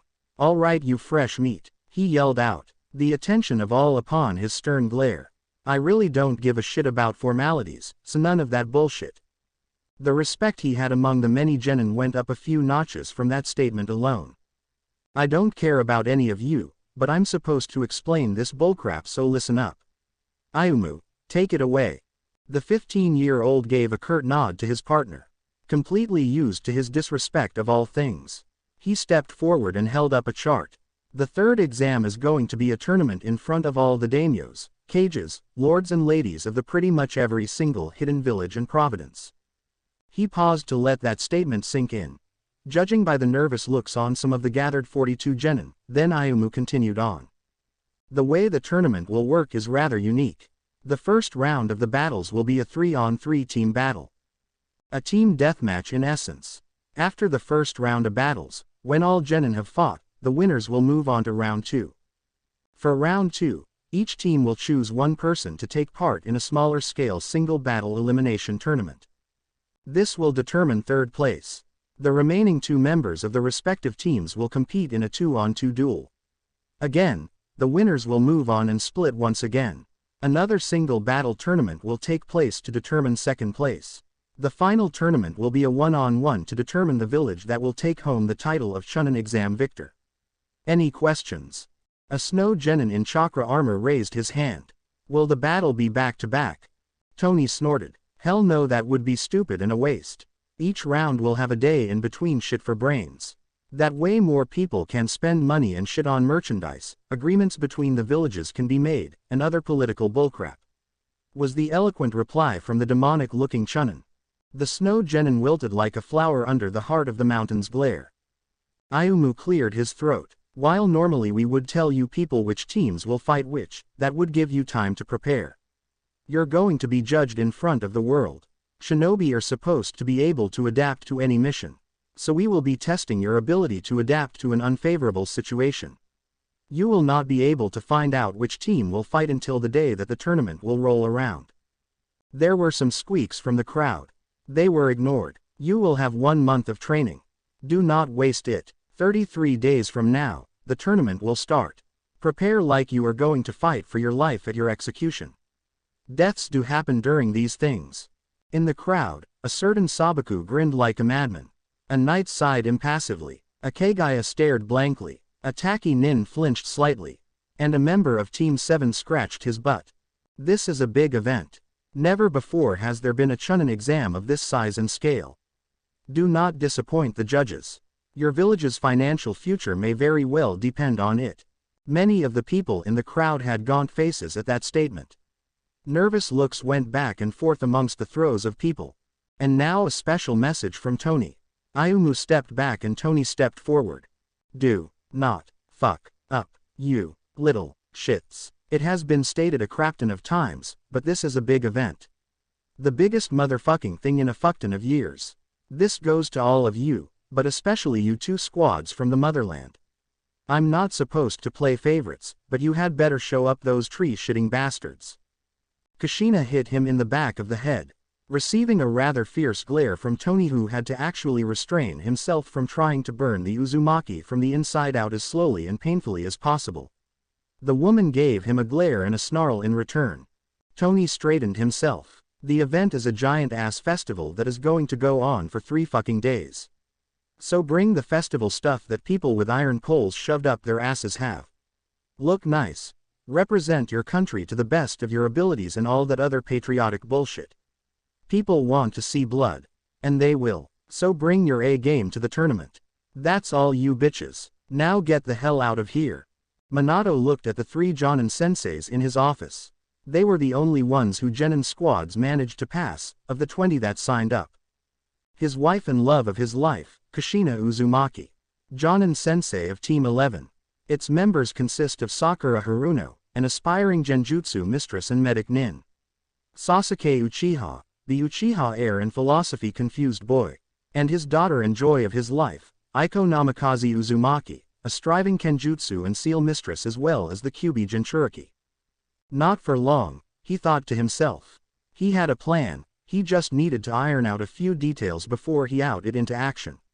If he managed to succeed, then his daughter would have an alternate source of power besides the Kyuubi's chakra, and she wouldn't need to deal with the fox's hatred. Next in line, Might Guy. Konoha's taijutsu master and a cage-level shinobi, if he uses the 8 gates. His students were Rock Lee, an aspiring taijutsu master and a mini-clone of Guy. Hyuga Neji, the prodigy of the branch house, and a formerly fate-obsessed prick. Oh, he still believes in fate, but due to Guy's fashion sense and overall weirdness, the boy has begun to throw away his faith in the inevitable. The Jonin's 3rd student is Tenten Higurashi, an aspiring weapons mistress, and a teenager that can make spandex look good. A freaky team, but an effective team nonetheless. And finally, the most promising Genin team led by Minato's last remaining student, Kakashi Hatake, the son of the White Fang. Kakashi's students were Luke Unova, a skilled Genin versatile in his use of ice and his unique summons. Athena Pantheon, a powerful in mind and spirit Genin that is skilled in kenjutsu. And finally, his disowned, but not unloved son, Naruto Uzumaki, a Genin skilled in the art of water manipulation and ninjutsu. All of them promising Genin that were going to be fighting in the massive tournament in 31 days' time. All of them were going to be training for a month. But first, he needed an evaluation from each of the Jonin on both their performance the second and first exams, as well as the training pan for the respective Genin. Well, let's start with you, honey. What happened out there in Iron Country?